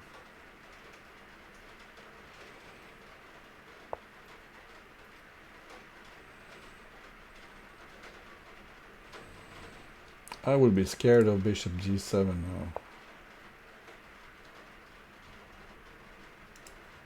How was bishop g7? Can he really take with the rook? Because if it doesn't take, the pawn push here looked dangerous. I think maybe white missed a chance there.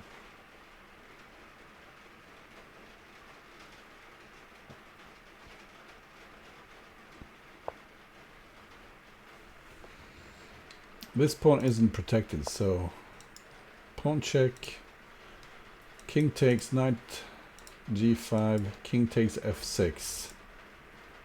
And I think black is okay. And by saying okay, I mean I think black is winning.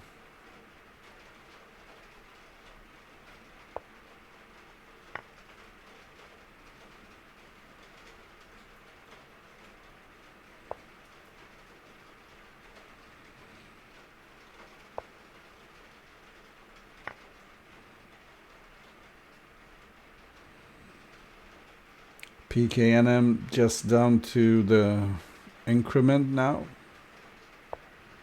and his attack has evaporated. Maybe take on f6, threatening to take here with a pin.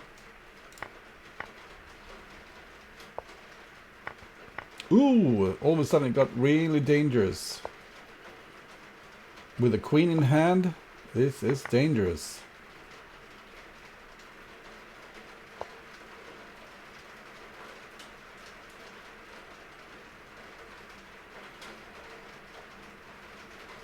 This isn't over yet.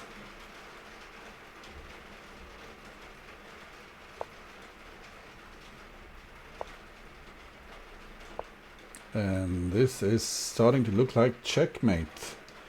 Queen h7 followed by queen takes was a mate in just a few moves. But this could be winning as well. Yeah, this should be winning. Just take here, queen, and Black is just helpless. Knight c5 is mating 1. And we have 7 all. Ooh, pknm, you lucky little bastard. Because here black is actually better. But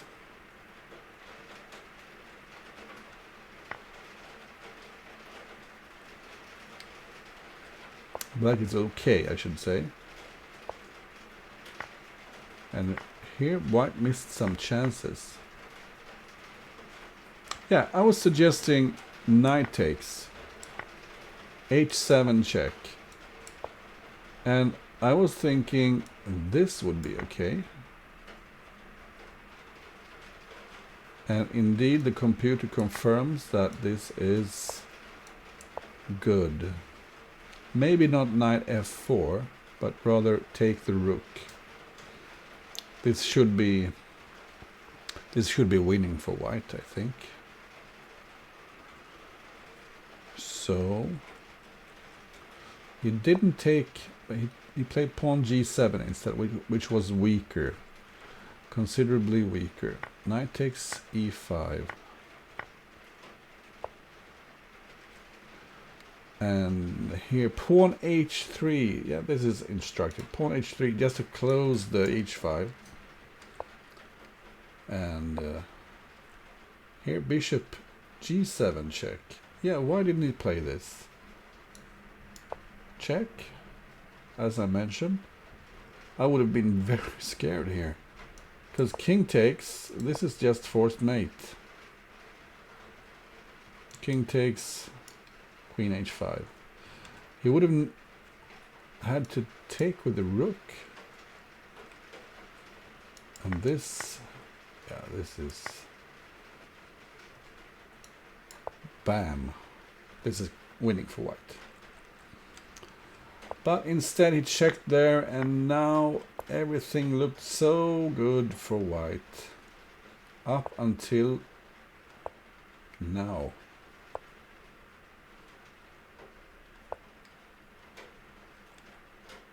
So apparently knight f8 is good. He should have just taken with the queen there. Yeah, his attack is so strong. Instead he crept into the corner, which is okay, but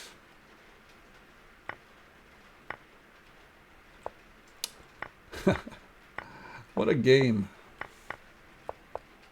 Epic game. And let's see what happened here. We have 7-7. They are repeating this. And I'm just very confused here.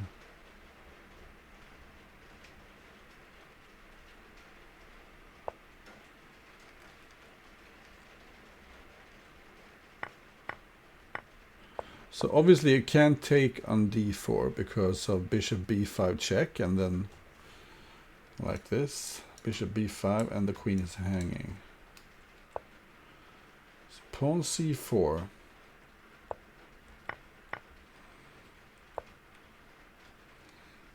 Good way of making use of this bishop pinning, threatening to take on d4. And next, pawn at e4 seems very natural. And we're back live. So black is threatening to take on d4, and I don't like the way this king ended up on e2. And not only is this bishop pinning the knight against the king, but also against the queen. So it's very hard to get out of that pin. Bad coordination for white.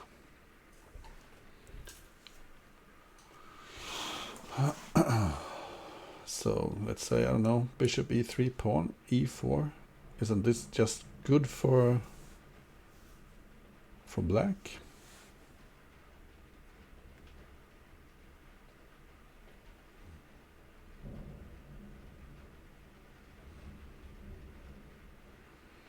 Burpcow thinking.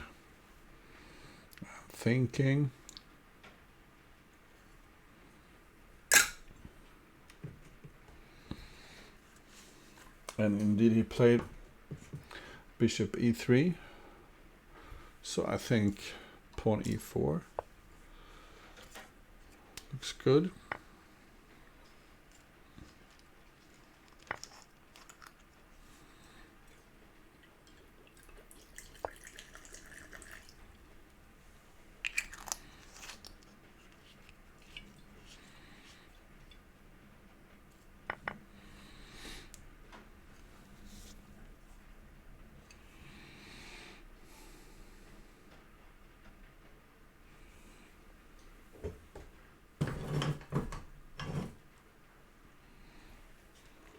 I wonder if you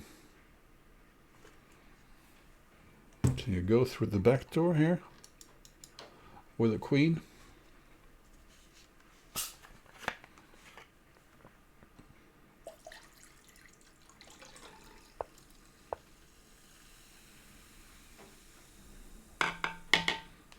He decided to put it back in the garage. Yeah, I suppose knight f4 was a problem then. Silly me. So, interesting position. The material is equal. The white king is a bit loose, but on the other hand he has the extra space and also some piece activity. Looks quite unclear.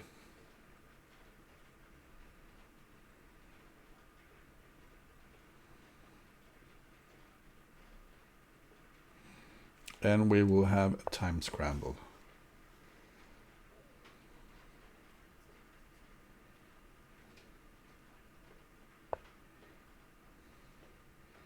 So, what a night. Thunder and lightning on the board, and don't you play pawn d3? I was thinking pawn d3 and then take e3 and take back and just pretend you're mating. This is not as convincing.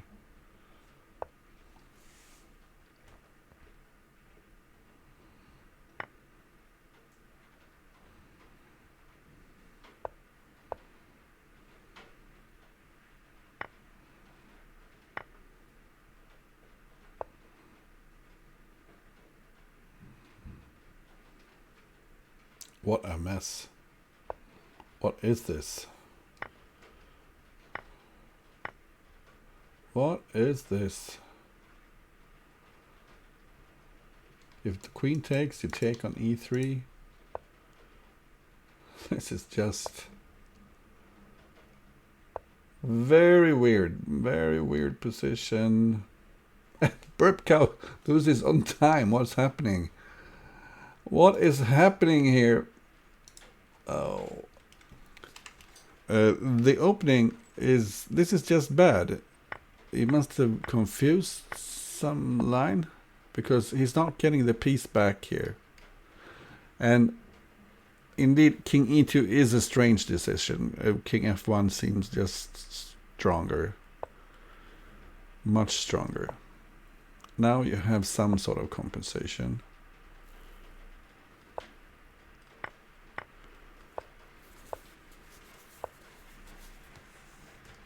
So apparently black should just go on the attack here.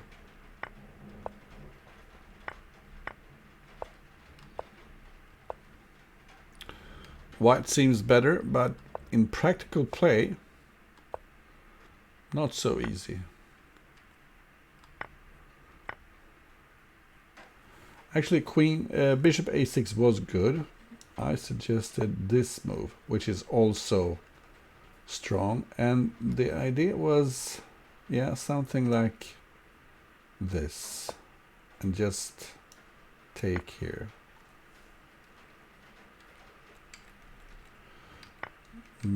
But what happened in the game?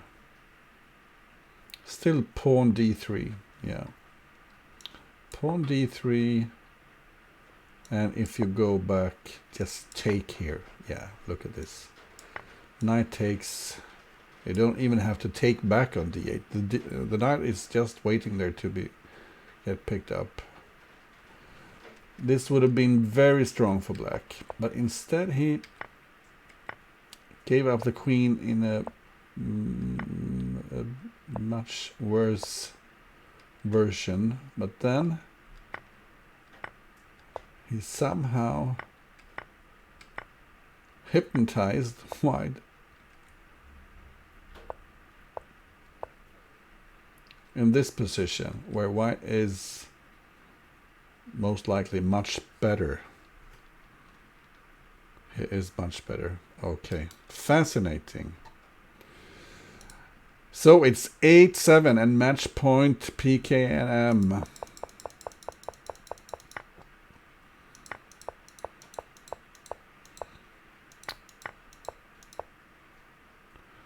Threatening c2. We're back live.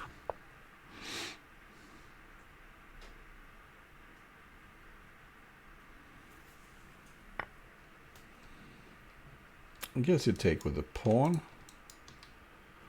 and then you try to push the h-pawn.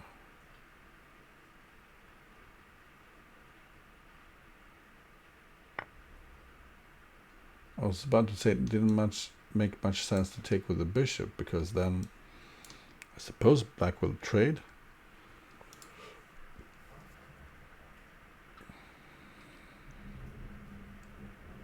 But I could just leave it as well. So the h-pawn is a bit weak.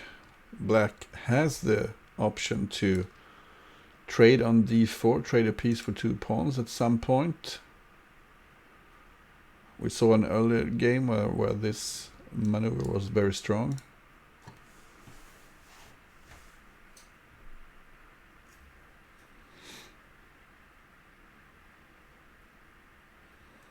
And this match is just epic. We've been going on for 2 hours now. And usually the match ends after 1 hour.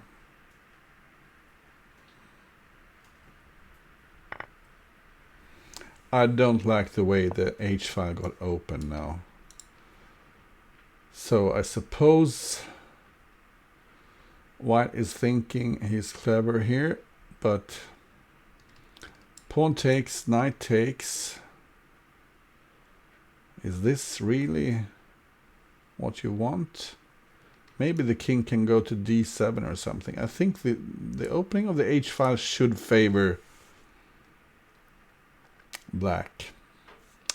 But then again, I could be wrong.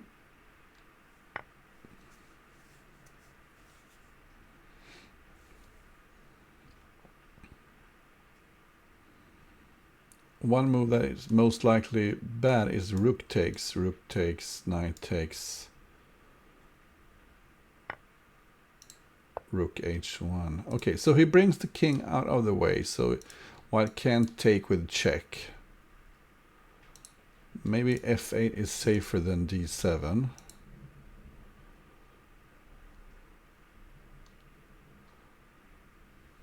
But king d7 would have been more provocative. So, how do you deflect the queen?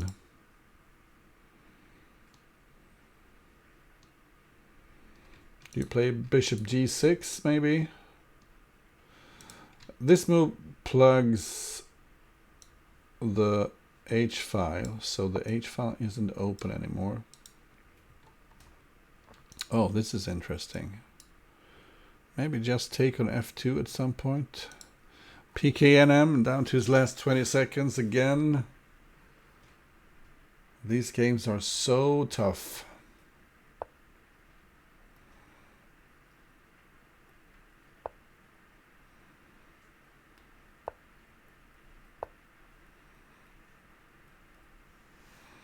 So, sort of mission accomplished there by the black bishop. A rather passive pawn placement, but maybe just pawn h6 and start working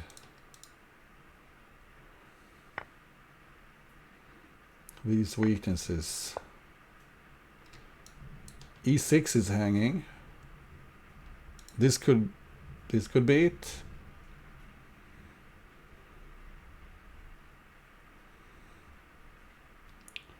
You need to put something here on g5. And now there could easily be a forced sequence that wins this. Oh, he gives up the queen. That just felt unnecessary. I'm sorry to say this, but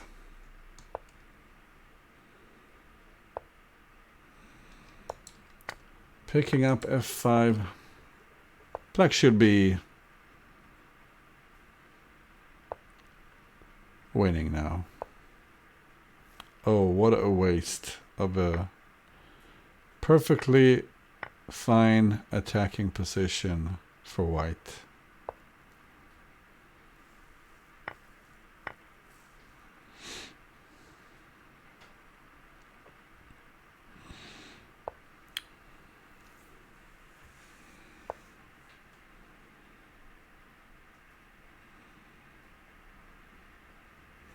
So maybe just a brutal queen c2. This is nice also, threatening. Knight takes d4.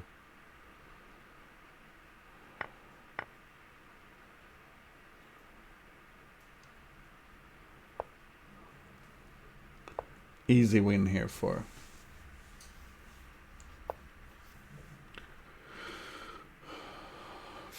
black.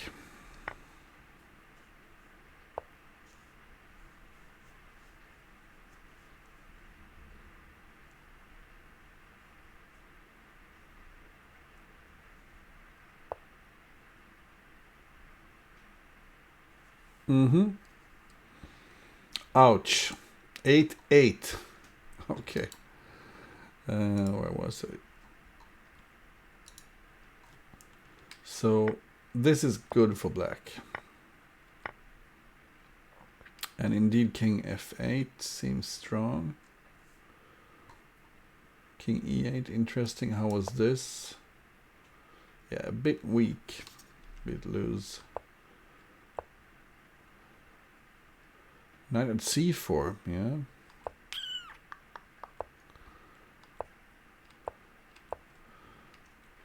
But that final bishop e7 was just too passive. And this is dangerous.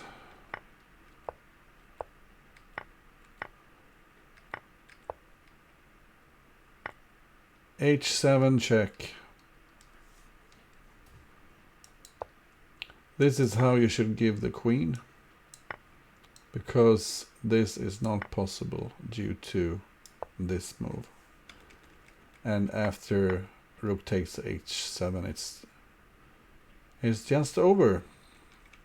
Instead, white gave up the queen, courageous queen sack, which could be winning maybe after pawn e6, but white is dangerously close to get his forces depleted.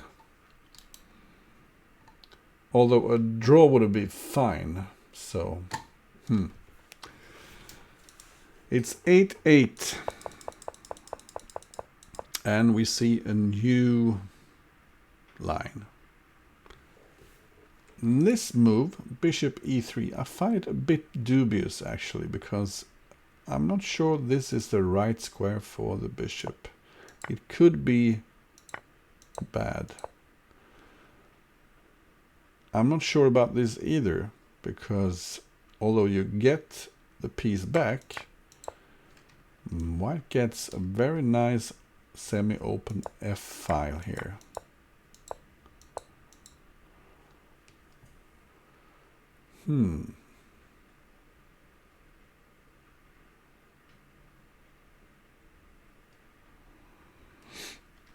We are back live.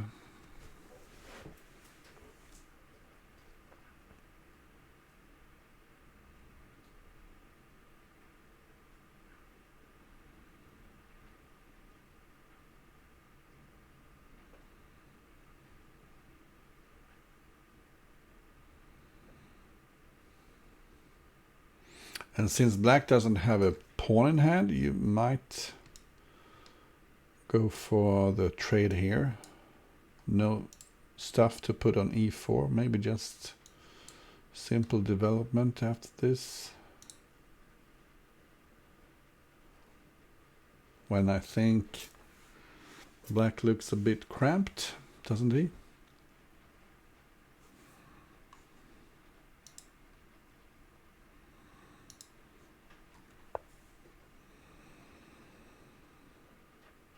So, am I blind or is d4 hanging? I suppose pknm asked himself the same question. And why not hit and run back to f5?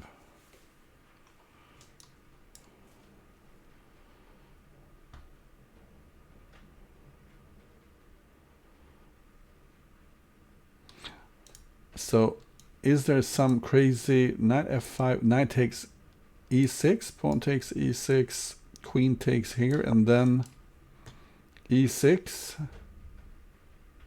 Or is that just too crazy? Because black is threatening to play bishop e3 here. So, knight takes, pawn takes.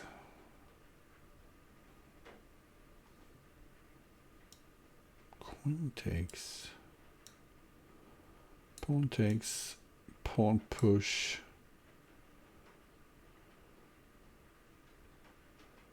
Maybe I'm just hallucinating.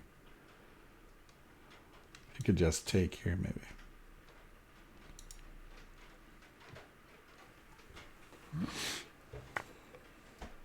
But it goes for the knight e6.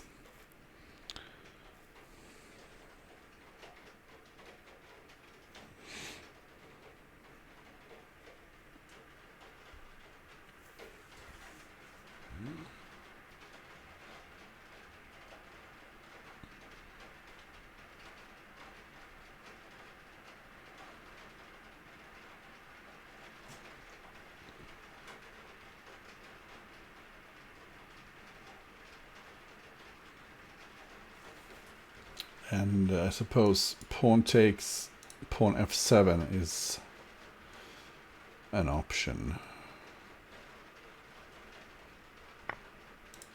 Pawn f7, king takes, and then trade here. Queen takes, knight g5 check. Yeah, taking with the queen was probably too wild. Let's check afterwards.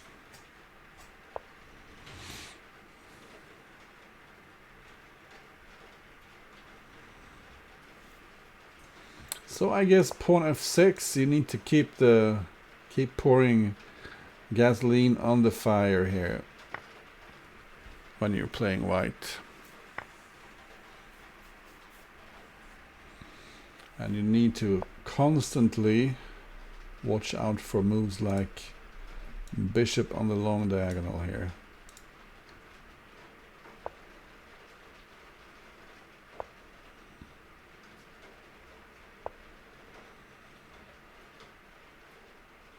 And I don't quite understand this.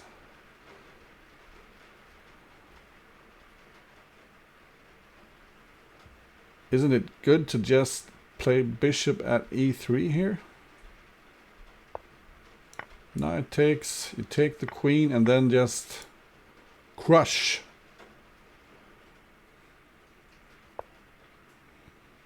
Because, I mean, black, white is one tempo away. Knight f2.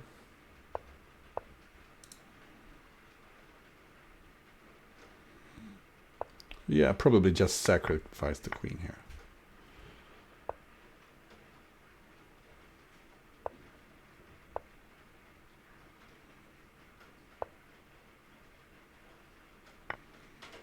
Nice touch there by pknm, who wins this game.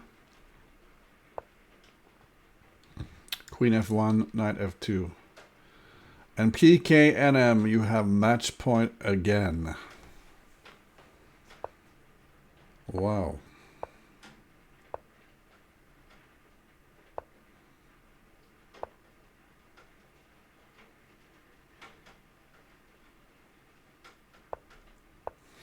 I'm wondering about this move order here by black. I'm not familiar with these positions, but maybe h3 trying to induce a trade here could favor white.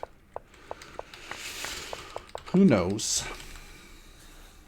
So this is a live position, and it seems as if burpcow has decided to put pressure on the clock.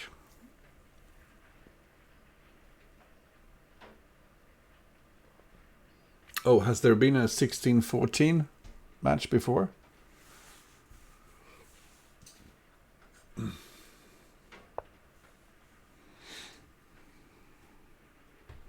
It's like the Björn Borg, John McEnroe tiebreak, 4th set, Wimbledon 1980, 18-16.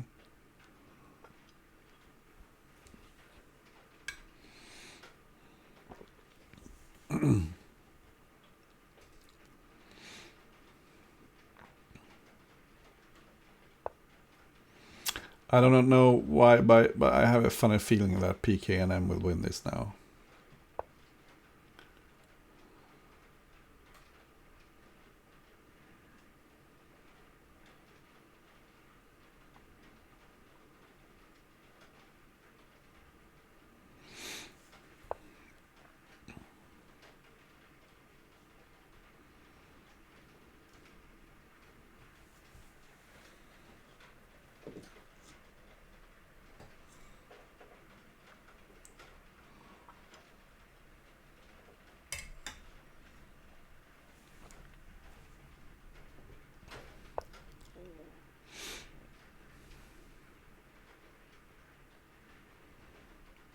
What is the knight doing on h2?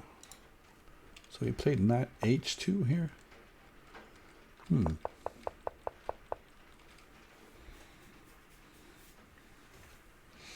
I mean, black could even play h5. h5, knight h2, and h4. Yeah. Should favor black, I think. Some pressure on the dark squares. Quite annoying.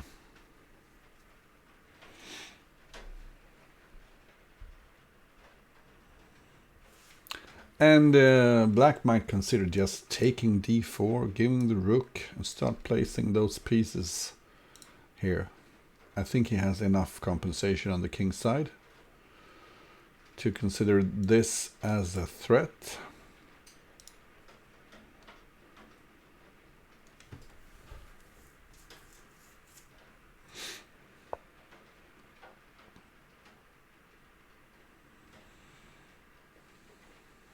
This was certainly the best move. You need to get out of the way. Also, it protects e3.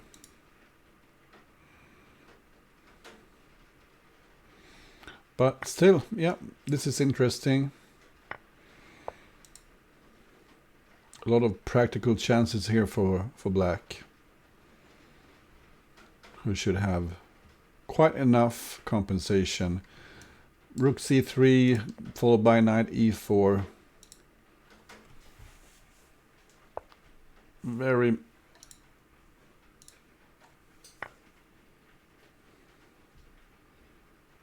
poor coordination for white here. Maybe bishop g3 to trade off the white bishop.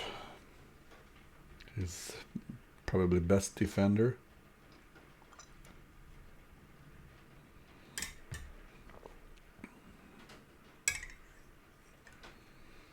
And I certainly fancy the black chances here.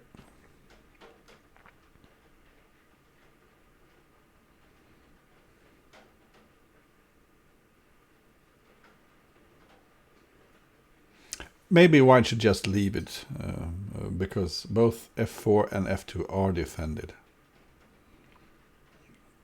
But what to do?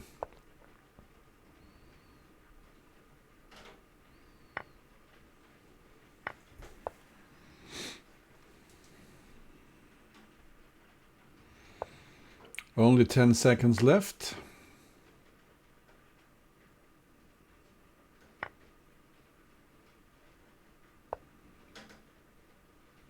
And white is stuck with his second best position. And having the second best position is not so good in Crazy House. Trying to weaken those squares.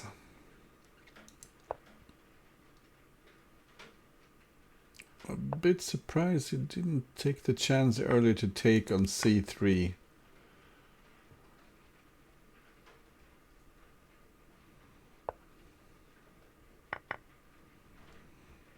But this should be more than enough.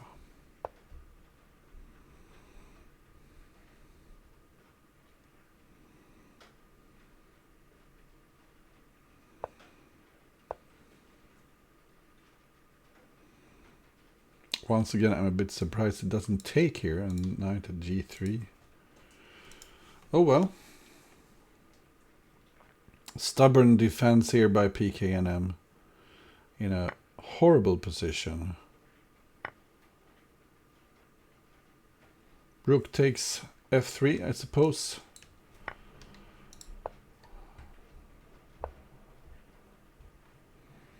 And with mate threat on h2 and another strong threat here on g1, it should be over.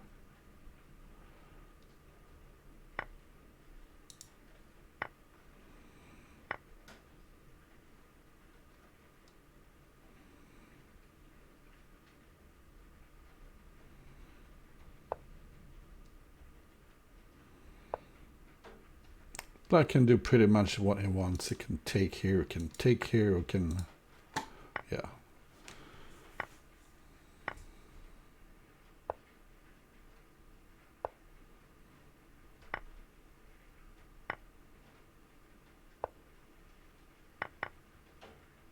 He was almost being sloppy there in the end. Let's see, he didn't... Did what, miss something here? No. I was thinking rook g8, but no, it's not enough. Oh, we didn't even have a rook, so... Okay! The never-ending match.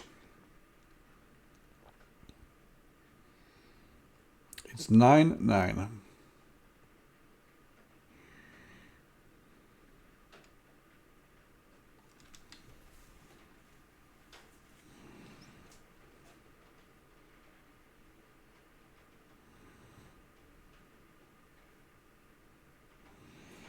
pknm trying another way to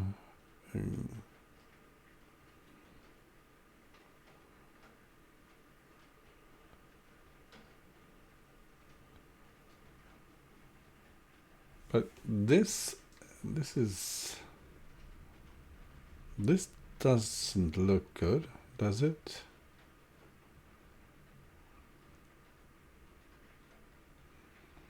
Black gets very cramped here. After this move, all the pieces are in black's lap.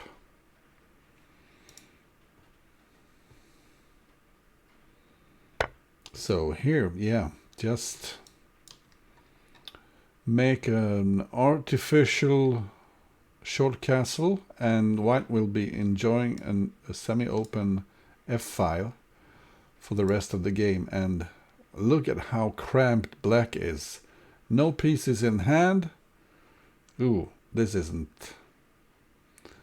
not looking good for black.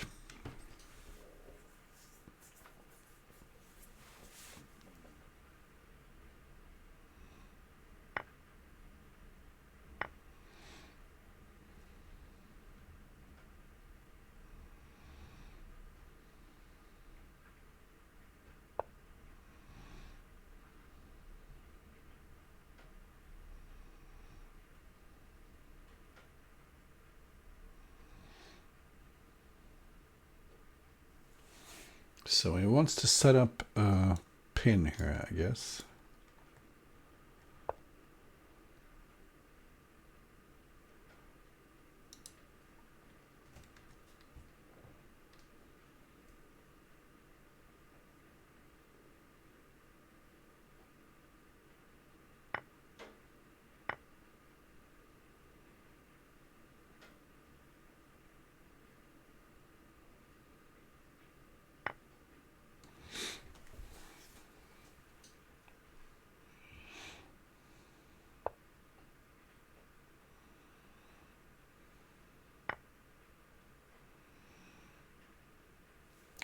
And I think white missed that tactical trick.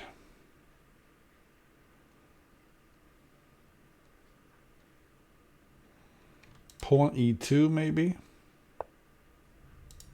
Or pawn f3. This could quickly become very ugly for white.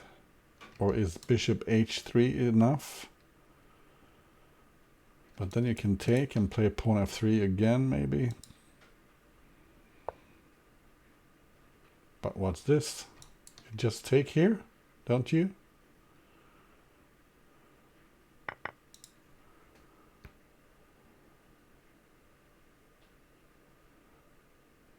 So he's trying to hide on h3. But I'm pretty sure there's a tactical solution to this.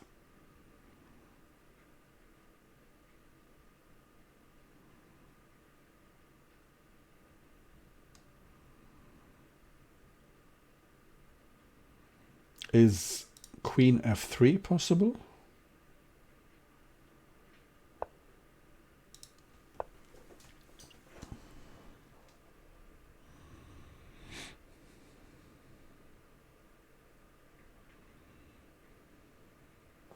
Maybe I was hallucinating, but I was thinking queen f3 here. Rook takes, pawn takes. And if the king goes here, you have knight h, knight g1. Maybe you can zigzag your way up the board. Oh, sorry. So what happens here?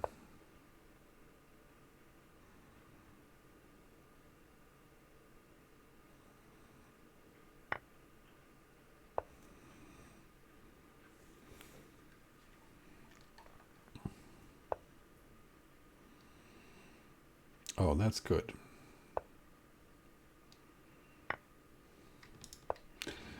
And pawn g6.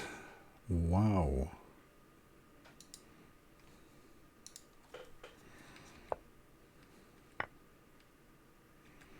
Better to take with a knight here. Definitely. From a positional point of view, but this is a great position for white.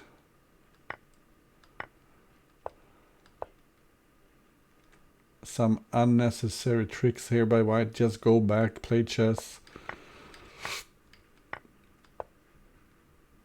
And white missed this. Ouch. Still not a disaster, but now it's a disaster. Knight h5 was just naive. And this is mate in, and look at this, what I found. Queen f3 check. Indeed, it is winning. So let's see. King here, it's mate on e2. King here, well, you can pick up the rook, I suppose. Yeah, and then you win. But what happens after rook takes?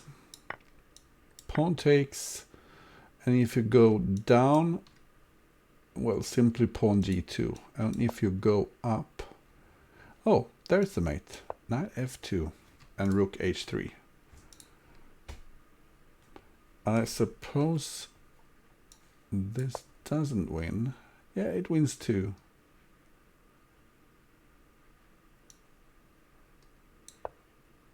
H5. This is winning as well. Pawn F5. Yeah, I'm so good. pknm, you have match point again. And burpcow, I have a feeling he is a bit more tired than pknm is. He switches openings. And this e5 move looks dubious, I think. You can take here, can't you, and place the pawn on g5. We're back live, but pawn at g5 looks very strong to me. You don't want to open the h file, but can you avoid it?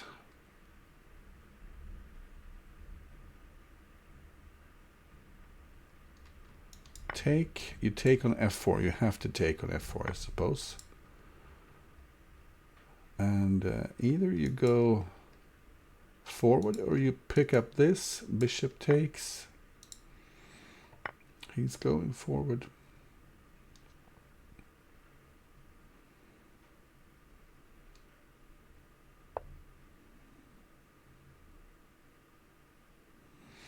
And the knight is hanging, the rook is hanging. So I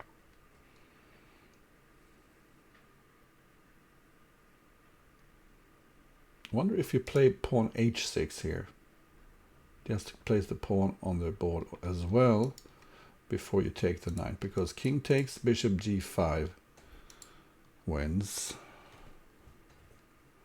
And it's really annoying with that pawn on h6.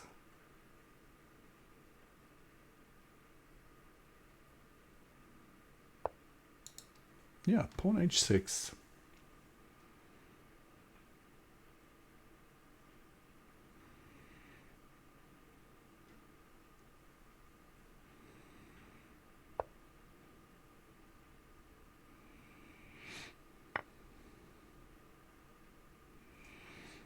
Some great possibilities here for white. Given the chance, he will play bishop g7, I think, just to protect h6, and then preparing either knight or knight at g5.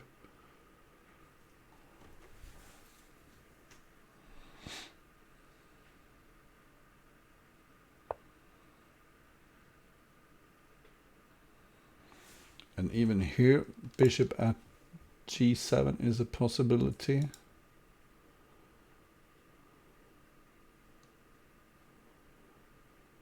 King takes, knight f7. Knight at f7 check. Ooh. But what's this?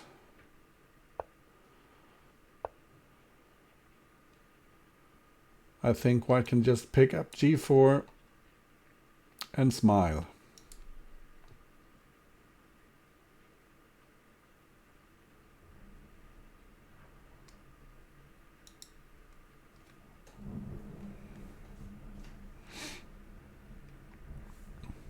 Possibly knight at f6.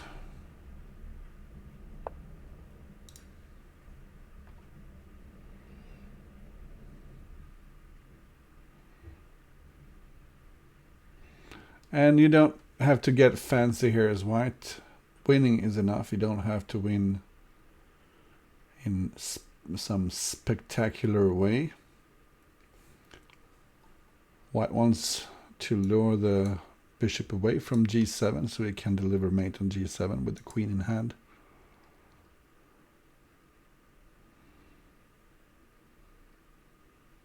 And this is practically hopeless for black. White can also take on g4 the next move. Burpcow is desperate. Is there a move? No! PKNM 11-9. What an exciting match this was. PKNM goes through to the next round. Go Sweden. Congratulations to PKNM. Who will play?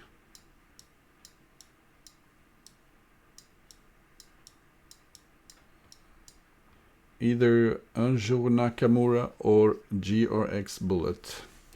And or Jeremy Durham. Okay, sorry. I'm not saying GRX will win this. But maybe he will. So someone here will go through and get a spot in the candidates. Yeah, great series. Thank you for watching. I hope you enjoyed it. I sure did. Let me see if I can raid someone. So maybe someone here will go. Let's raid Anna Kramling, daughter of Pia Kramling, famous Swedish chess player, and Anna is a lovely chess streamer. So, but she's playing GeoGuessr, and that's not chess. Maybe Hikaru will be happy if I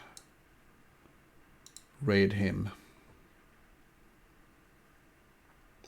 Let's see. Thank you for watching. Maybe I will be back on Tuesday. I don't make any promises, but I hope I will be back. All right. Thank you and good night.